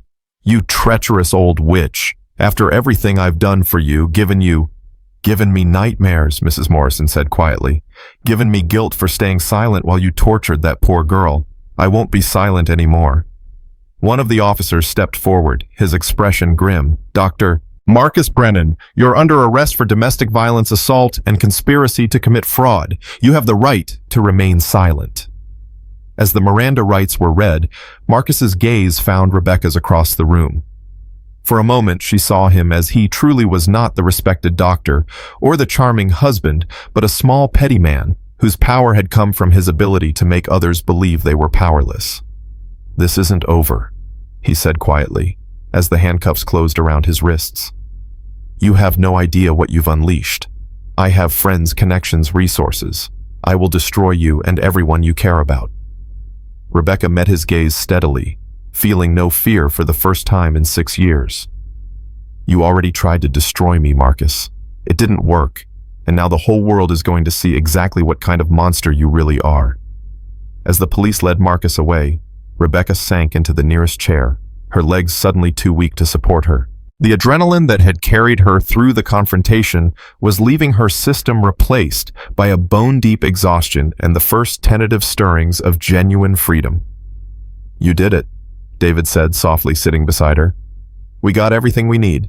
His threats, his confession about the other women, the assault, it's all recorded." "Mrs. Morrison," Rebecca said, looking at the housekeeper who had remained silent for so long. "Why now? Why did you finally speak up?" The older woman's eyes filled with fresh tears. "Because I have granddaughters, miss. And I kept thinking, what if it was one of them? What if they needed someone to believe them, to protect them?" She paused, wiping her eyes. "I should have spoken up years ago. I'm sorry it took me so long to find my courage." Rebecca stood and embraced the woman who had witnessed her darkest hours. "You found it when it mattered most. That's what counts." Torres approached with a tablet displaying surveillance footage. "We also got this security cameras from neighboring properties captured him threatening you at the window. Combined with the audio recording and Mrs. Morrison's testimony, the DA says this is one of the strongest domestic violence cases they've seen." "What happens now?" Rebecca asked. "Now we go public," David said with satisfaction. "The interview airs tonight, and I guarantee every major network will want to follow up. By tomorrow morning, Dr. Marcus Brennan will be the most infamous psychiatrist in America." As they prepared to leave, Rebecca took one last look around the house that had been her prison. Already it felt different, smaller, somehow less imposing. The power it had held over her imagination was broken, replaced by the simple reality of expensive furniture and cold marble. She walked out the front door without looking back. The drive back to Harrison's estate passed in a blur of phone calls and strategy sessions.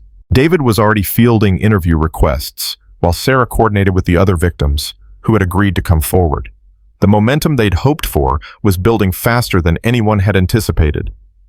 "Jennifer Walsh wants to meet with you," Sarah reported. "She says she has documents that will blow this case wide open." "The state medical board has fast-tracked their investigation," David added. "They're very interested in those patient files," Mrs. Morrison mentioned. Rebecca listened to the flurry of activity around her, but part of her attention was focused on the familiar landscape passing outside the car window.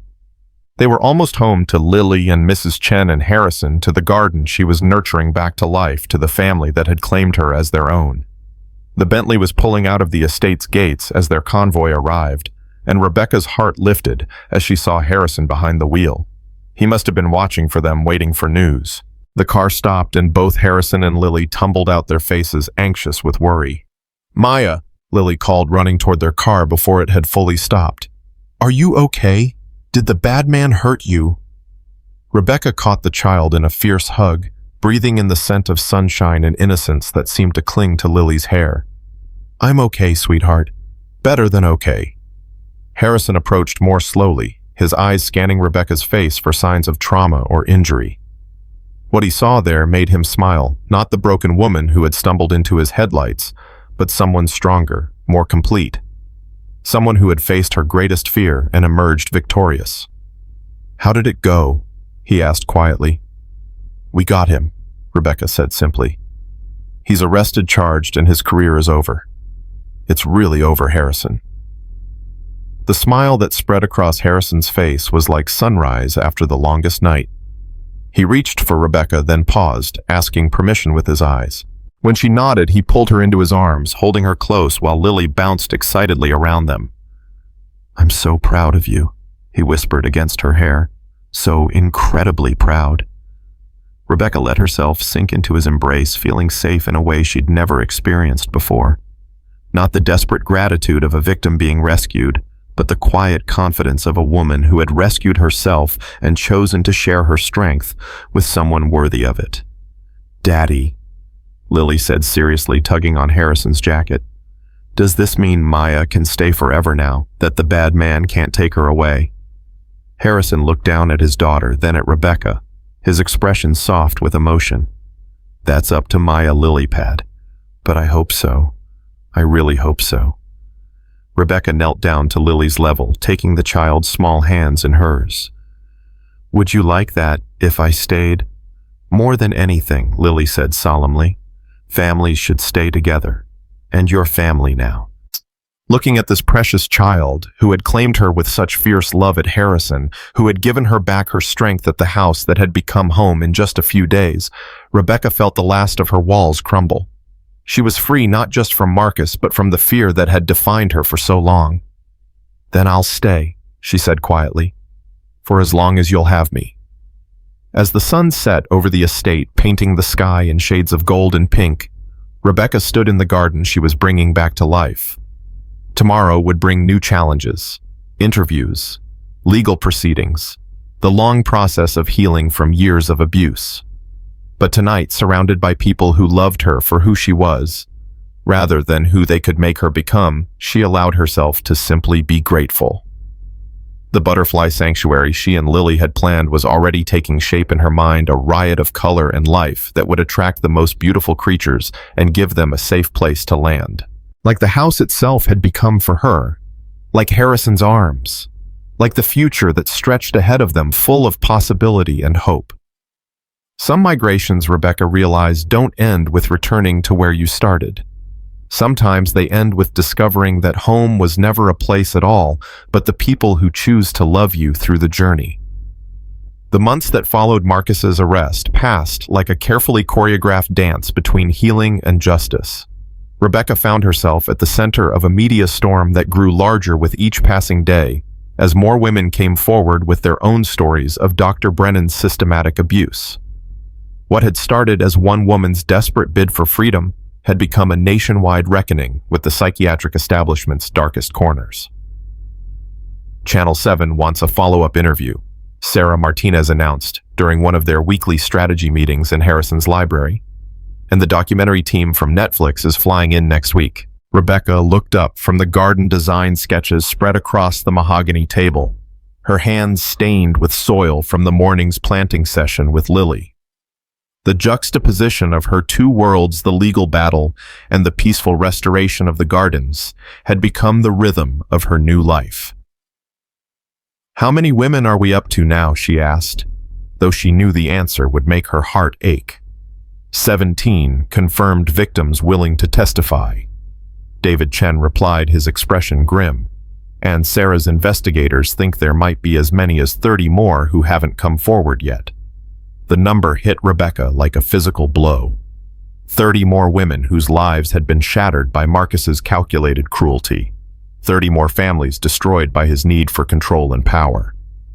The good news, David continued, is that the state medical board has suspended his license pending the criminal trial.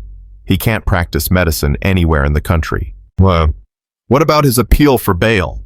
Harrison asked from his position by the window where he'd been watching Lily attempt to coax a hesitant butterfly to land on her outstretched finger. Denied. The judge agreed that he poses a flight risk and a danger to witnesses. David's smile was sharp with satisfaction, especially after that phone call he made from jail, threatening to destroy every lying bitch who dared to cross him. Rebecca shivered at the memory of Marcus's voice on the recorded call, still carrying that same chilling certainty in his own superiority.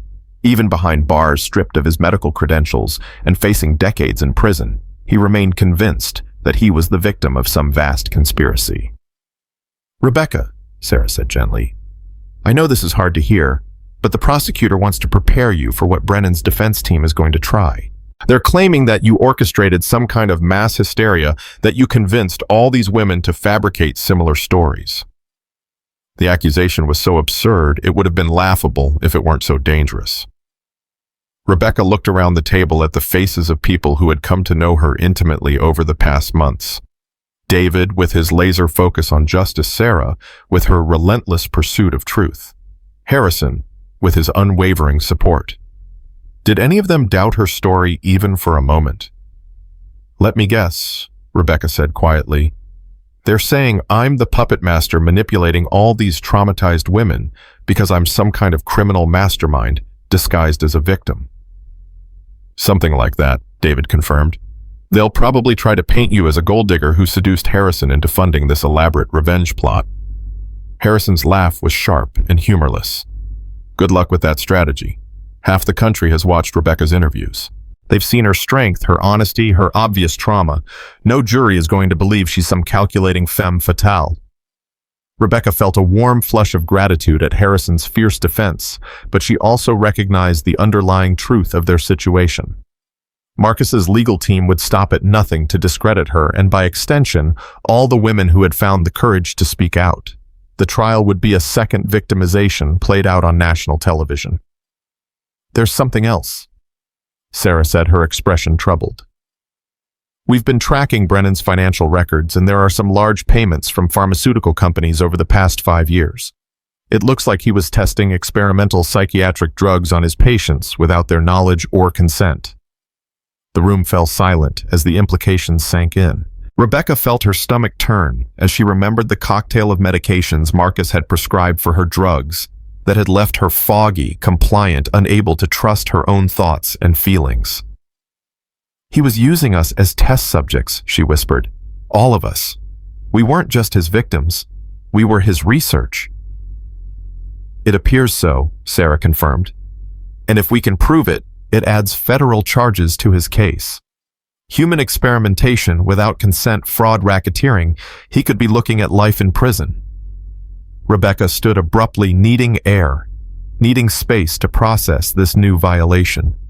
She walked to the French doors that led to the terrace, looking out at the garden that had become her sanctuary.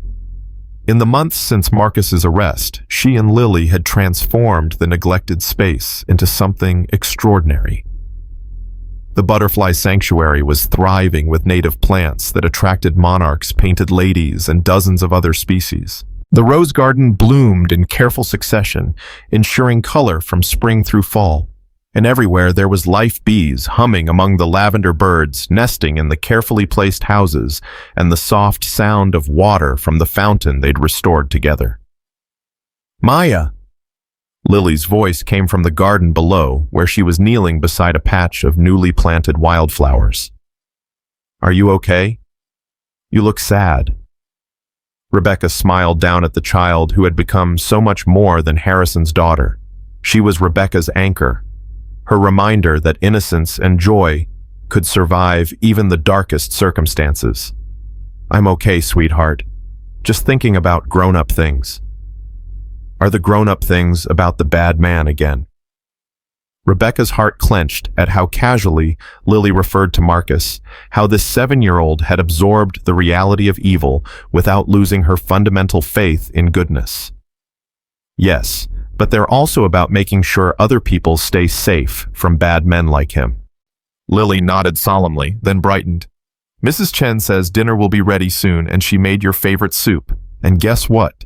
The monarch caterpillars are getting ready to make their chrysalises." The simple joy in Lily's voice, her ability to move seamlessly from discussing evil to celebrating transformation, reminded Rebecca why this fight was worth it. Not just for the women Marcus had already hurt, but for all the little girls who deserved to grow up in a world where their voices would be believed. "I'll be down in a minute," Rebecca called back, then turned to face the team still gathered around the table. "I want to testify. At the trial, I mean. I want to look him in the eye and tell the world exactly what he did." David frowned. "Rebecca, you don't have to do that. We have enough evidence to convict without putting you through that trauma." "It's not about what I have to do," Rebecca said firmly. "It's about what I choose to do. Those other women found the courage to speak out because I went first. Now I need to see this through to the end."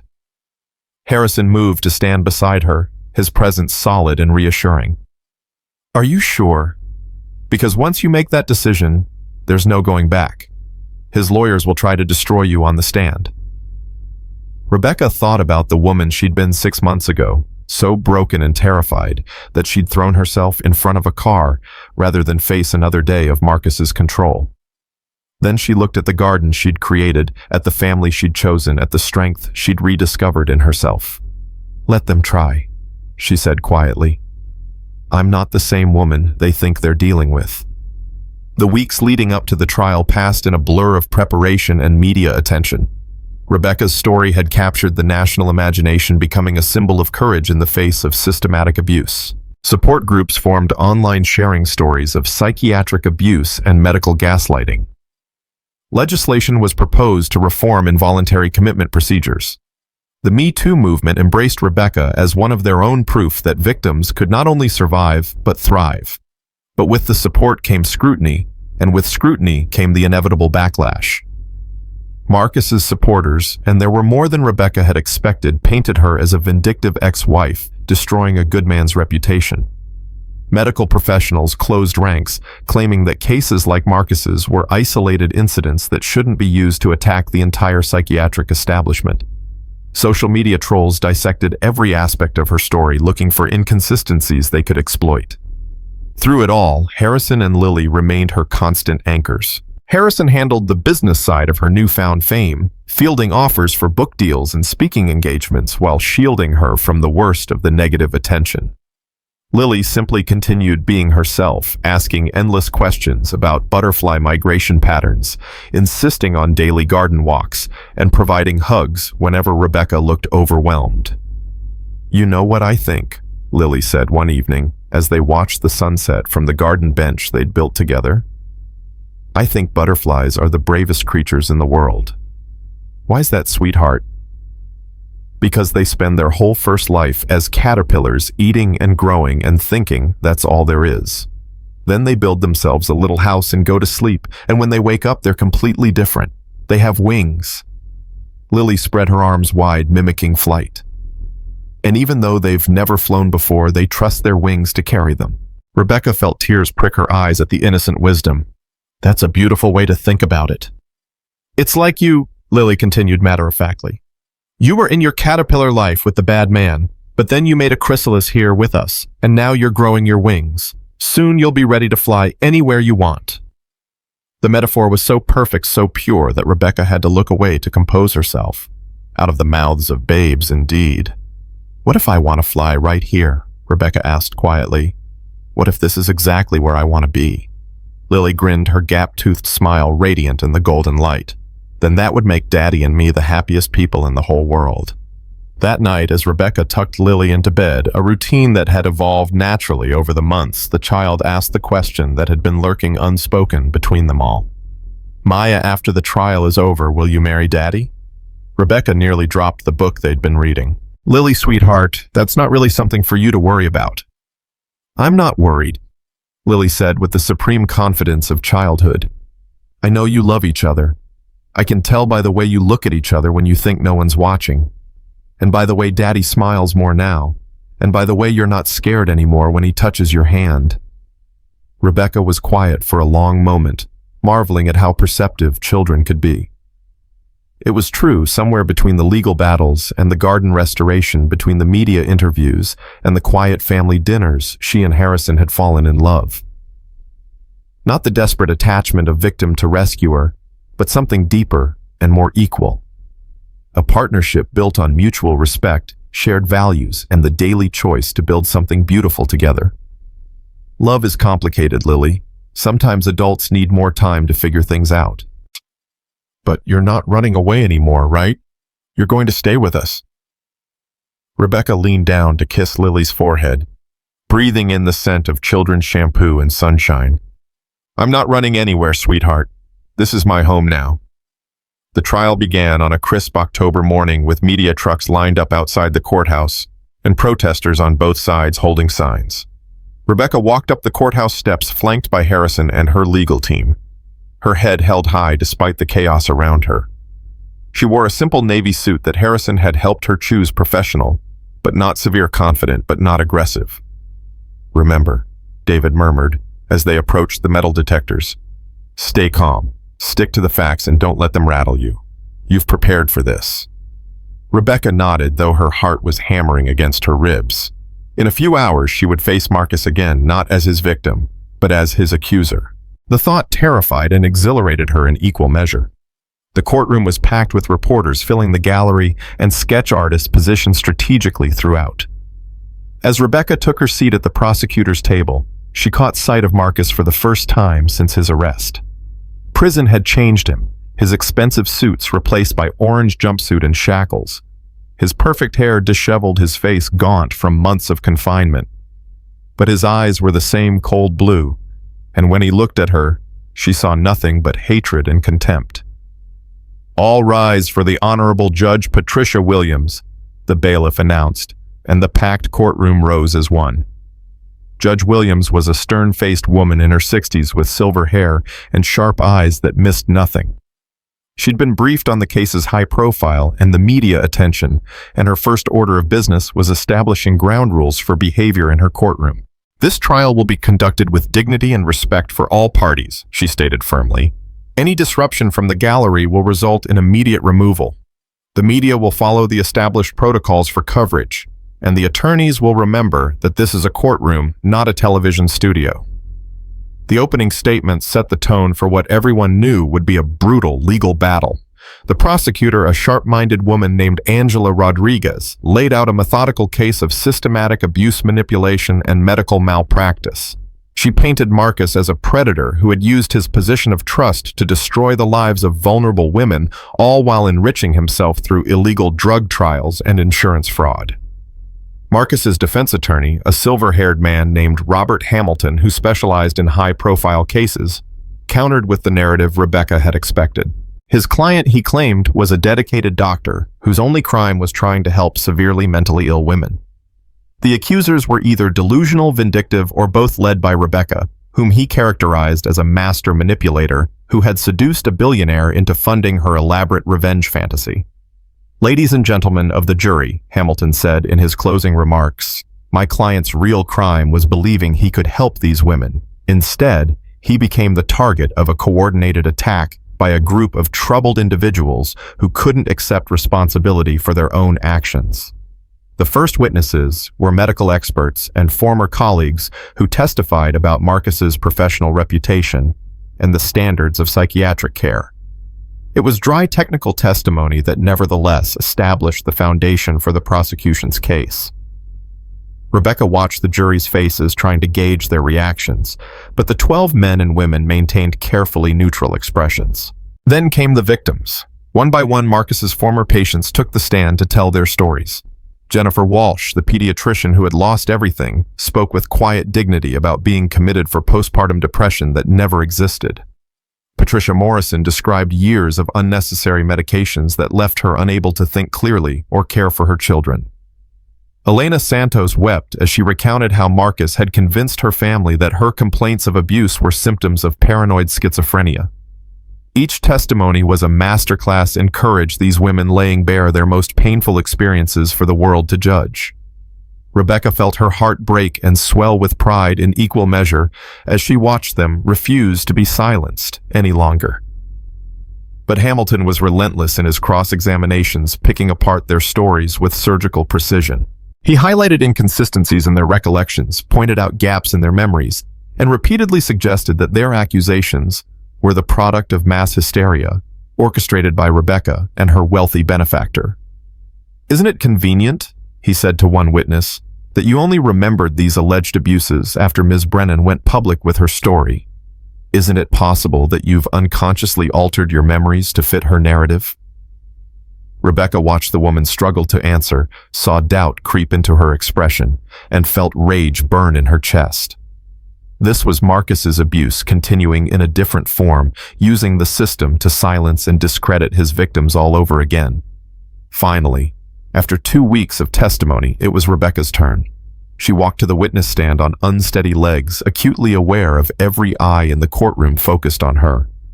Marcus watched her with a cold smile, as if he already knew he would destroy her on the stand. Harrison gave her an encouraging nod from the gallery, while Lily, who was staying with Mrs. Chen, had sent her off that morning with a small butterfly pin for luck. "Do you swear to tell the truth, the whole truth, and nothing but the truth, so help you God?" the bailiff asked. "I do," Rebecca said, her voice steady, despite her nerves. Angela Rodriguez approached with a gentle smile, beginning with basic questions designed to help Rebecca find her rhythm. Her name, her age, her educational background, her marriage to Marcus. Simple facts that established her credibility and intelligence. "Ms. Brennan, can you tell the jury about the early days of your relationship with the defendant?" Rebecca took a breath and began to speak, her voice growing stronger as she told the story of meeting Marcus, of being swept off her feet by his charm and apparent devotion. She described how gradually, almost imperceptibly, he had isolated her from friends and family, convinced her to give up her career, moved her away from her support systems. "It wasn't dramatic," she explained to the jury. "There was no single moment when I realized what was happening. It was like being slowly poisoned, so gradual that you don't notice until you're already dying." She spoke about the first time Marcus hit her, how he'd immediately convinced her it was her fault for provoking him. About the medications that made her foggy and compliant, prescribed for conditions she'd never been diagnosed with. About the involuntary commitments that followed every attempt to leave or seek help. "He would tell the doctors that I was having episodes," Rebecca said, her voice thick with remembered fear, "that I was delusional, violent, a danger to myself and others. And they believed him because he was Dr. Marcus Brennan, respected psychiatrist, and I was just the crazy wife." Angela led her through the details, methodically building a picture of systematic abuse and medical malpractice that left the jury visibly shaken. Rebecca spoke about the illegal drug trials, the way Marcus had used her and other patients as test subjects without their knowledge or consent. "Did you ever give permission for these experimental treatments?" Angela asked. "I didn't even know what they were," Rebecca replied. "He told me they were standard medications for my condition. I trusted him. I believed he was helping me." When Angela finished her direct examination, Rebecca felt drained but hopeful. She'd told her story clearly and completely without breaking down or losing her composure. Now came the real test. Robert Hamilton approached the witness stand like a predator sizing up wounded prey. His smile was cold and calculated as he opened his cross-examination. Ms. Brennan, you've painted quite a picture of yourself as a victim. But isn't it true that you had violent episodes that required medical intervention? I defended myself when my husband attacked me, Rebecca replied evenly, if that's what you call violent. I see. In these instances of self-defense, they happen to coincide with times when you were trying to leave your marriage. Rebecca felt the trap closing but refused to be rattled. Yes, because those were the times when his abuse escalated. Or, Hamilton suggested smoothly, those were the times when your mental illness manifested most severely, requiring your husband to seek professional help for you. No, that's not what happened. Hamilton pulled out a thick file of medical records. These are your psychiatric evaluations from your various hospitalizations, Ms. Brennan. They document episodes of paranoia, delusions of persecution, and violent outbursts. Are you saying that multiple medical professionals were all wrong in their assessments? Rebecca felt her chest tighten as Hamilton read from the reports Marcus had carefully crafted to support his narrative. But she'd prepared for this, had worked with David and the prosecution team to understand how Marcus had manipulated the system. I'm saying that those evaluations were based on false information provided by my husband, she said firmly. Information designed to make me appear unstable so that no one would believe me when I tried to report his abuse. That's quite an accusation, Ms. Brennan. You're suggesting that your husband orchestrated an elaborate conspiracy involving multiple hospitals, doctors, and medical professionals, all to cover up alleged domestic violence. I'm saying that abusers often use positions of authority and trust to silence their victims, and that the medical system, like any system, can be manipulated by people who understand how it works. Hamilton's questions grew more aggressive, more personal. He questioned her relationship with Harrison, suggesting she'd targeted a wealthy widower as her next victim. He implied that her accusations were motivated by greed and revenge rather than truth. Isn't it convenient, he said, his voice dripping with sarcasm, that after years of alleged abuse you suddenly found the courage to speak out only after you'd secured the protection and financial backing of Mr. Blackwood? Rebecca felt anger flare hot in her chest, but she channeled it into clarity rather than rage. It's not convenient, Mr. Hamilton. It's survival. For the first time in 6 years, I had people who believed me and supported me. People who gave me the strength to fight back. And what about the other women who've come forward with similar stories? Isn't it suspicious that they all waited until after your accusations went public? It's not suspicious, Rebecca said, her voice growing stronger. It's exactly what happens when victims realize they're not alone. When they see that someone else had the courage to speak out and wasn't destroyed for it. Hamilton pressed on, trying to break her composure to make her appear unstable or vindictive. But Rebecca had learned something important over the past months. She was no longer the broken woman who had fled into the night.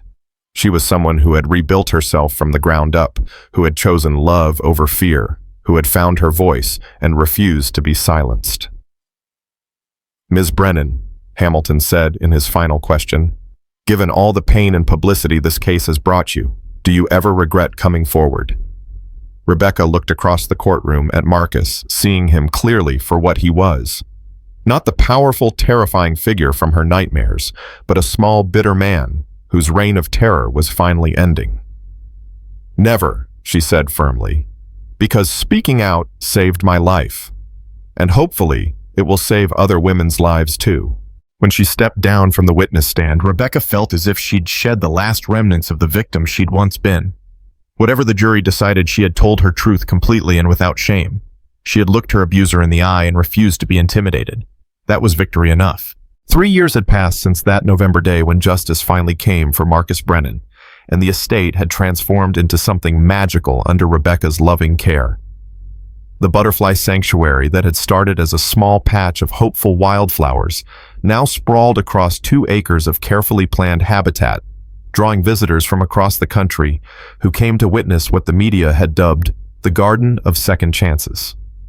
Rebecca stood at the edge of the sanctuary on a warm May morning, watching monarchs dance among the native milkweed while a group of abuse survivors toured the grounds with their counselors. The Butterfly Project had grown beyond her wildest dreams, now operating centers in 12 states and helping hundreds of women rebuild their lives after trauma. But this original garden remained the heart of it all, a living testament to the power of transformation. The migration patterns are shifting again, Dr. Elena Santos observed, joining Rebecca by the observation deck they'd built the previous summer. Elena had been one of Marcus's victims, but she'd reclaimed her career as an entomologist and now served as the project's chief researcher. Climate change is affecting their traditional roots. But they adapt, Rebecca noted, watching a particularly large monarch land delicately on a butterfly bush. They find new paths, new stopping points. They survive. They do more than survive, Elena said with a smile. They thrive, just like the women in our program. The sound of laughter drew their attention to the wedding pavilion Harrison had built in the Rose Garden, where Lily, now 10 and tall for her age, was directing a group of younger children in what appeared to be an elaborate butterfly ballet. Rebecca's heart swelled as she watched the child who had become her daughter in every way that mattered her confidence and joy, a daily reminder of how much their lives had changed. "Maya," Lily called, spotting Rebecca across the garden. "Come help us. We're practicing for the summer solstice celebration." Rebecca waved back, then turned to Elena. "How are the new arrivals settling in?" "Better than expected. That young woman from Oregon, Sarah, she's shown real interest in horticulture therapy. And the mother with the twin boys, she's thinking about starting college in the fall." Elena's expression grew thoughtful. "It never stops amazing me how quickly they begin to bloom once they feel safe." "Safety is everything," Rebecca agreed, thinking of her own journey from that terrified woman on a rain-soaked highway to the confident advocate she'd become. Without it, healing is impossible. The Butterfly Project's residential program housed up to 20 women at a time in the converted guest houses, scattered throughout the estate grounds. Each woman received counseling, legal support, job training, and most importantly, time to rediscover who they were beyond their trauma. The success rate was remarkable. Over 80% of graduates went on to independent, fulfilling lives. Rebecca's book, Breaking the Chrysalis, A Journey from Victim to Victory, had become a bestseller and required reading in psychology programs across the country. But more than the sales numbers, she treasured the letters that arrived daily from women who had found courage in her story to leave their own abusive situations. Rebecca, Harrison's voice, came from behind her, warm with affection, and something else, a note of nervous excitement, that made her turn to look at him more closely. "Could I steal you away for a few minutes? There's something I want to show you." Elena excused herself with a knowing smile, and Rebecca allowed Harrison to guide her toward the far end of the property, where a path led through a grove of flowering dogwoods to a secluded meadow they'd always planned to develop, but never quite gotten around to. "Where are we going?" Rebecca asked, though she was content to follow him anywhere. Marriage had only deepened their connection, teaching them both that love could be both passionate and peaceful, exciting and secure. "You'll see," Harrison said, his fingers intertwined with hers as they walked. "I've been working on something special, a surprise." The meadow opened before them, and Rebecca gasped at what she saw. Where there had once been wild grass and scattered wildflowers, there was now a carefully planned memorial garden. Curved pathways wound between plantings of native perennials, leading to a central area where a beautiful fountain played softly in the afternoon light. But it was the bronze plaques scattered throughout the garden that made Rebecca's throat tighten with emotion. "Harrison," she whispered, moving closer to read the nearest plaque. "This is a memorial for the women who didn't make it out," he said softly. "The ones Marcus destroyed and the ones lost to other abusers. I know how much you think about them, how you carry their stories with you." Rebecca moved from plaque to plaque, reading the names and brief tributes to women whose lives had been cut short by domestic violence. Some she recognized from her research into Marcus's past. Others were strangers whose stories Harrison had somehow uncovered and honored. "There are so many," she said, tears flowing freely now. 37, Harrison confirmed. And that's just the ones we could document. I wanted to create a place where their lives would be remembered, where their stories would have meaning. At the center of the garden beside the fountain stood a larger monument, a bronze sculpture of a butterfly emerging from its chrysalis wings spread wide in triumph.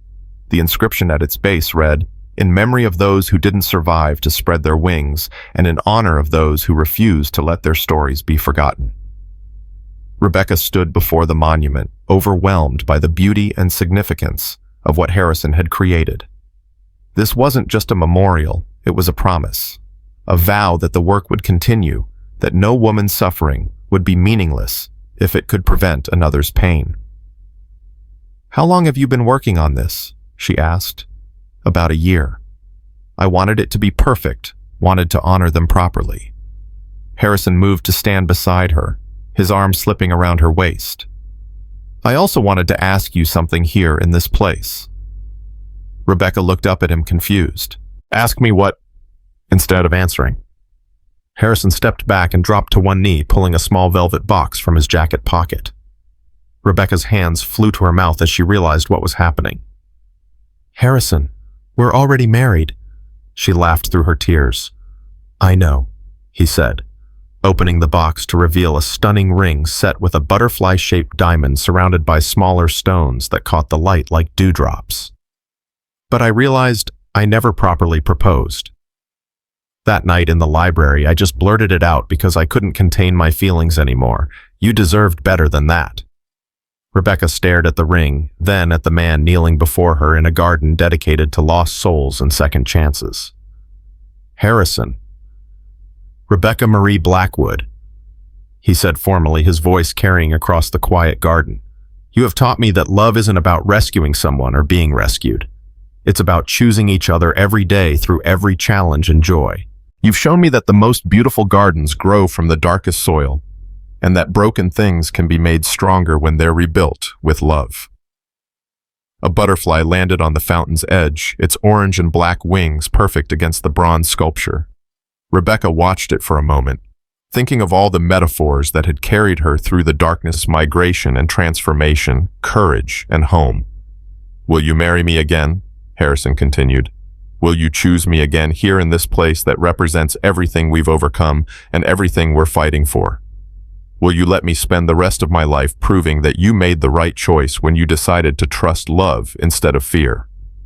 Rebecca looked around the memorial garden at the names of women who would never have the chance to choose love over fear, who would never see their children grow up or build something beautiful from their pain. Then she looked at Harrison, this man who had seen her at her most broken and loved her back to wholeness, who understood that healing was ongoing work and was willing to do it alongside her every day.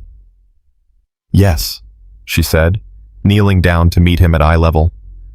"Yes, I'll marry you again. I'll choose you again. I'll choose us again every day for the rest of my life."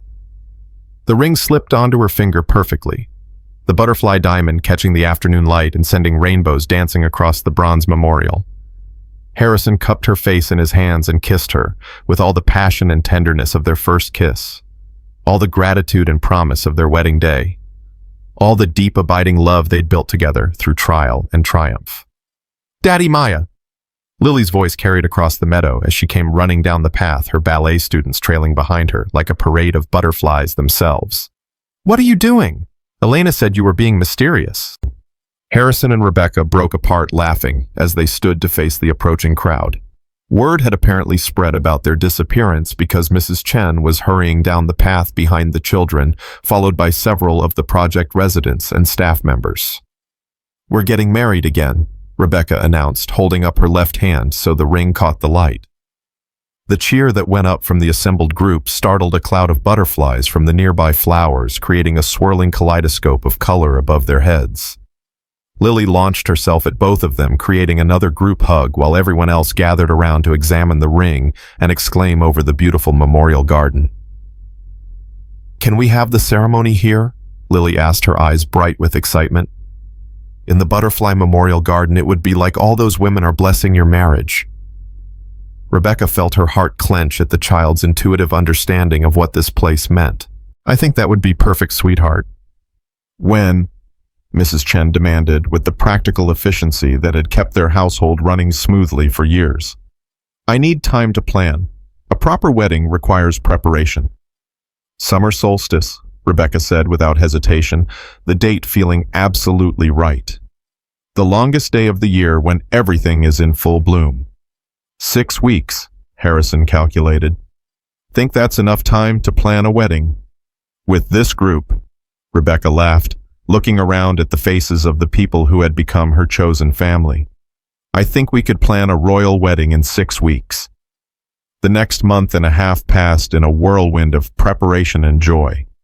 The entire Butterfly Project community threw themselves into wedding planning with the enthusiasm of people who understood the significance of celebrating love after surviving hate. The residents worked alongside staff to design centerpieces from garden flowers, while the children crafted butterfly decorations that would be released during the ceremony. Rebecca's book had led to speaking engagements and television appearances, making her a recognizable face in the advocacy world. But she turned down all interview requests during the wedding planning period, wanting to focus entirely on the celebration and the people who mattered most. The Today Show really wants you for their summer book series, Sarah Martinez reported during one of their weekly check-ins. Sarah had left detective work to become the project's communications director, handling the constant media interest in Rebecca's story. Tell them maybe in the fall, Rebecca said, not looking up from the seating chart she was working on at the kitchen table.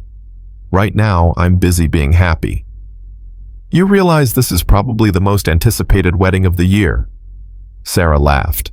Between your story and Harrison's business profile, half of America is invested in your love story. Rebecca paused in her planning to consider that. It was strange to think that strangers cared about her happiness, that her journey from victim to survivor to thriver had become a source of inspiration for people she'd never meet. Good, she said finally. Maybe some woman out there is watching us build something beautiful and realizing that she deserves the same thing. Maybe our happiness gives her courage to leave her own marcus. The morning of the summer solstice dawned clear and warm with a gentle breeze that set the garden flowers dancing. Rebecca woke early in the guest cottage where she'd spent the night following the tradition of not seeing the groom before the ceremony. Through her window, she could see the wedding preparations already underway in the memorial garden. Harrison had hired a team of florists to work with the existing plantings, creating an altar area that looked like a natural extension of the garden itself. White fabric fluttered from the trees, and hundreds of chairs were arranged in gentle curves that allowed everyone to feel close to the ceremony.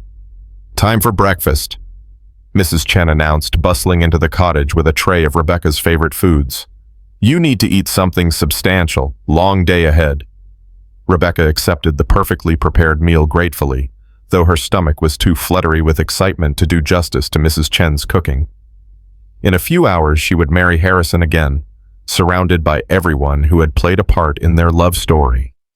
Elena arrived with a team of hair and makeup artists who had volunteered their services, transforming the cottage into an impromptu salon. As Rebecca sat still for the gentle ministrations, she found herself thinking about the woman she'd been 3 years ago. Broken, terrified, convinced she was worthless. That woman would never have believed she deserved this kind of joy. You're glowing, Elena observed, applying a subtle lip color that complemented Rebecca's natural coloring. I've never seen a bride look so absolutely radiant. I feel radiant, Rebecca admitted. I feel like I'm exactly where I'm supposed to be, doing exactly what I'm supposed to do. The dress hanging in the corner was a simple but elegant creation in ivory silk, with delicate butterfly embroidery along the neckline and hem. Rebecca had designed it herself, working with a local seamstress to create something that honored both the significance of the day and the butterfly theme that had become so central to their story. Time to get dressed, Mrs. Chen announced, and Rebecca felt her heart rate quicken with anticipation. The dress fit perfectly, flowing around her like liquid silk and making her feel beautiful in a way that had nothing to do with appearance and everything to do with the love that surrounded her. Elena fastened a simple necklace of pearls and butterfly charms around her neck, something Harrison had given her on their first anniversary, along with a note that said, "For the woman who taught me that broken things can become more beautiful than they were before." One more thing, Lily announced, appearing in the doorway with a crown of fresh flowers. I made this for you. Butterfly weed lavender and baby's breath, all flowers that butterflies love. Rebecca knelt down so Lily could place the crown on her carefully arranged hair, her heart full to overflowing with love for this remarkable child who had claimed her so completely. There, Lily said, stepping back to admire her work. Now you look like the butterfly queen. The procession to the memorial garden felt like a dream. Rebecca walked slowly down the petal-strewn path, flanked by the women from the project who had become her sisters in healing. Each carried a bouquet of native flowers from the butterfly garden, their faces glowing with the kind of joy that comes from witnessing love triumph over hate. The assembled guests rose as she appeared, and Rebecca felt a moment of overwhelming gratitude for everyone who had gathered to celebrate this day. There were faces from every part of her journey: David Chen and the legal team who had fought for justice, Dr. Jennifer Walsh and the other survivors who had found their voices, Mrs. Morrison, who had finally spoken truth, and dozens of women who had found healing through the Butterfly Project. But her eyes found Harrison immediately standing beside the butterfly monument in a perfectly tailored suit that made him look like the prince from every fairy tale she'd ever dreamed of as a child. His face was radiant with love and pride as he watched her approach, and Rebecca felt her own face break into a smile that seemed to come from her very soul. The minister was a woman named Reverend Sarah Collins, who specialized in ceremonies for survivors, understanding the unique significance of choosing love after experiencing its counterfeit. She had worked with Rebecca and Harrison to create a ceremony that honored both their journey and their commitment to helping others find similar healing. Dearly beloved, Reverend Collins began as Rebecca took her place beside Harrison. We are gathered in this garden of remembrance and hope to witness the renewal of vows between Rebecca and Harrison, two souls who found each other in darkness and chose to build something beautiful in the light. The vows they had written were deeply personal, speaking not just of love, but of the work they were committed to doing together. Harrison spoke about how Rebecca had taught him that true strength comes from vulnerability, that the most powerful thing any person can do is choose love in the face of fear. Rebecca's vows focused on gratitude for Harrison's patience as she learned to trust for Lily's unconditional acceptance for the chance to transform her pain into purpose. You didn't save me, she said, her voice carrying clearly across the garden. You loved me while I saved myself, and that made all the difference. When it came time for the ring exchange, Lily stepped forward with the wedding bands on a pillow decorated with butterflies she had carefully embroidered herself. The rings were simple platinum bands, engraved with words from one of Lily's favorite poems about butterfly migration, "Trust your wings."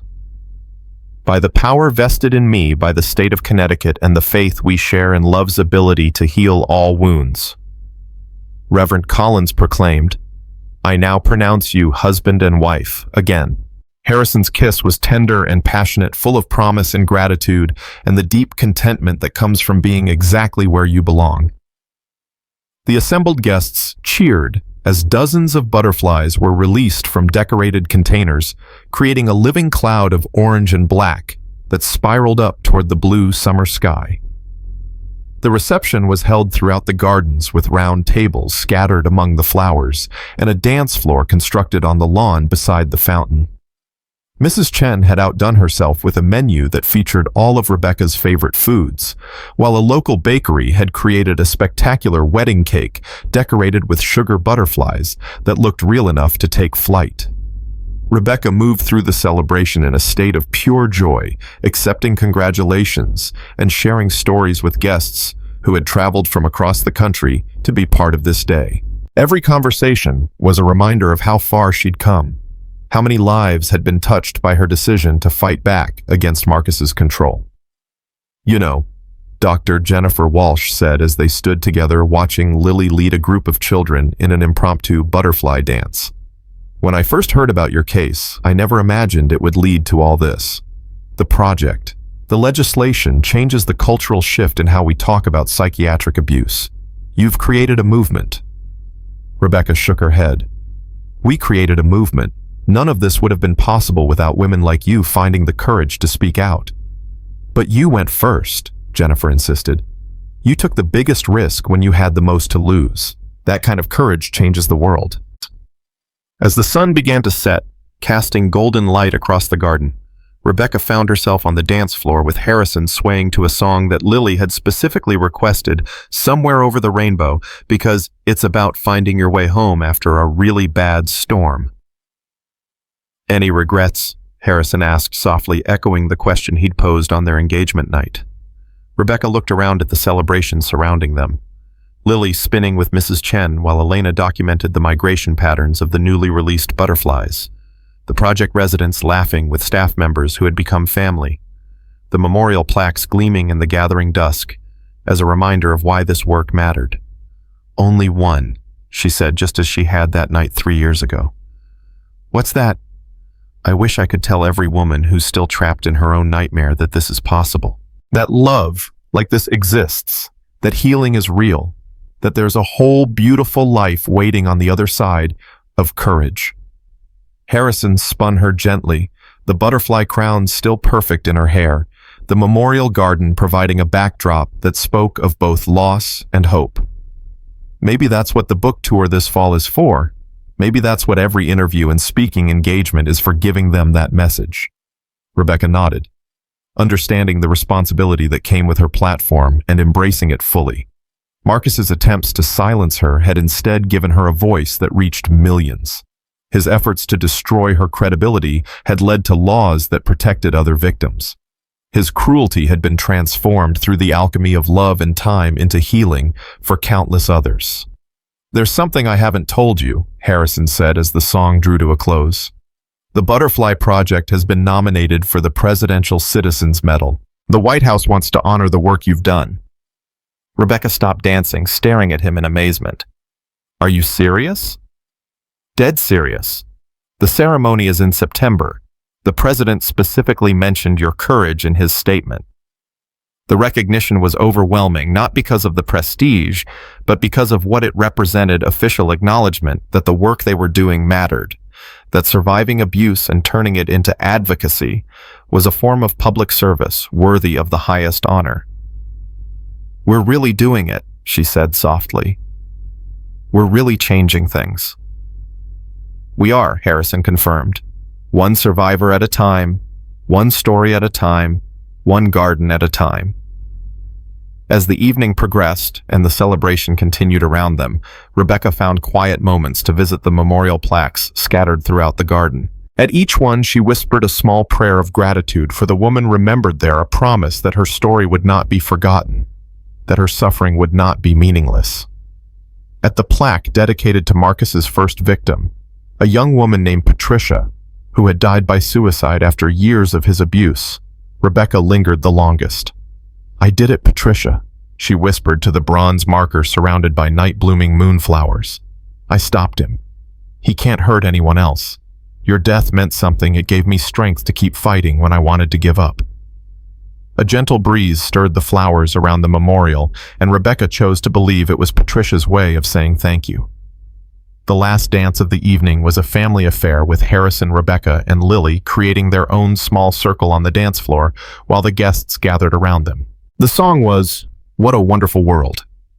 And as Louis Armstrong's gravelly voice filled the garden, Rebecca felt the truth of those lyrics in every cell of her body. Maya, Lily said suddenly, looking up at her with serious eyes. Do you think the butterflies know how important they are? How they help flowers and make gardens beautiful and inspire people like us? Rebecca considered the question, thinking about the monarchs who had provided so much metaphor and meaning to their story. I think they just do what they're meant to do. They follow their instincts, trust their wings, and create beauty wherever they go. Maybe that's all any of us can do. That's what you did, Lily said with the wisdom of a child who had witnessed transformation firsthand.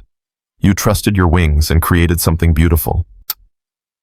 As midnight approached and the summer solstice celebration wound down, Rebecca stood one last time in the memorial garden with Harrison and Lily, looking up at stars that seemed especially bright against the dark sky. Tomorrow would bring new challenges, new women to help, new stories to tell.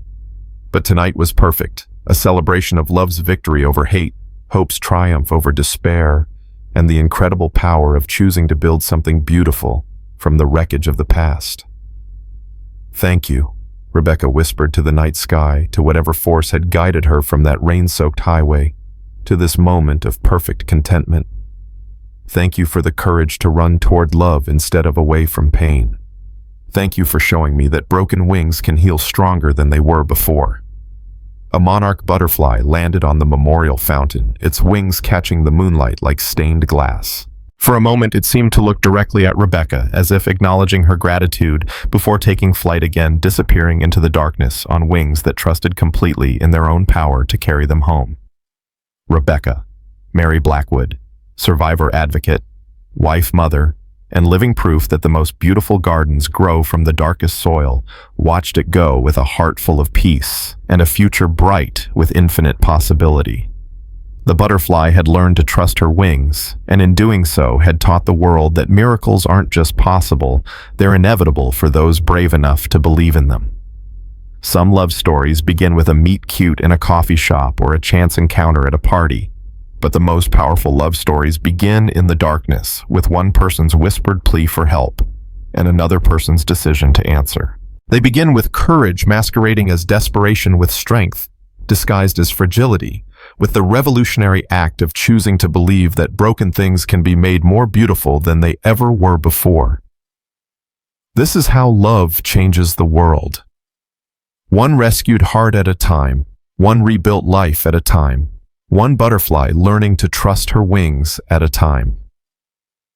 And in a garden where memory and hope grow side by side, where the past's pain nurtures the future's promise, the dance of transformation continues forever.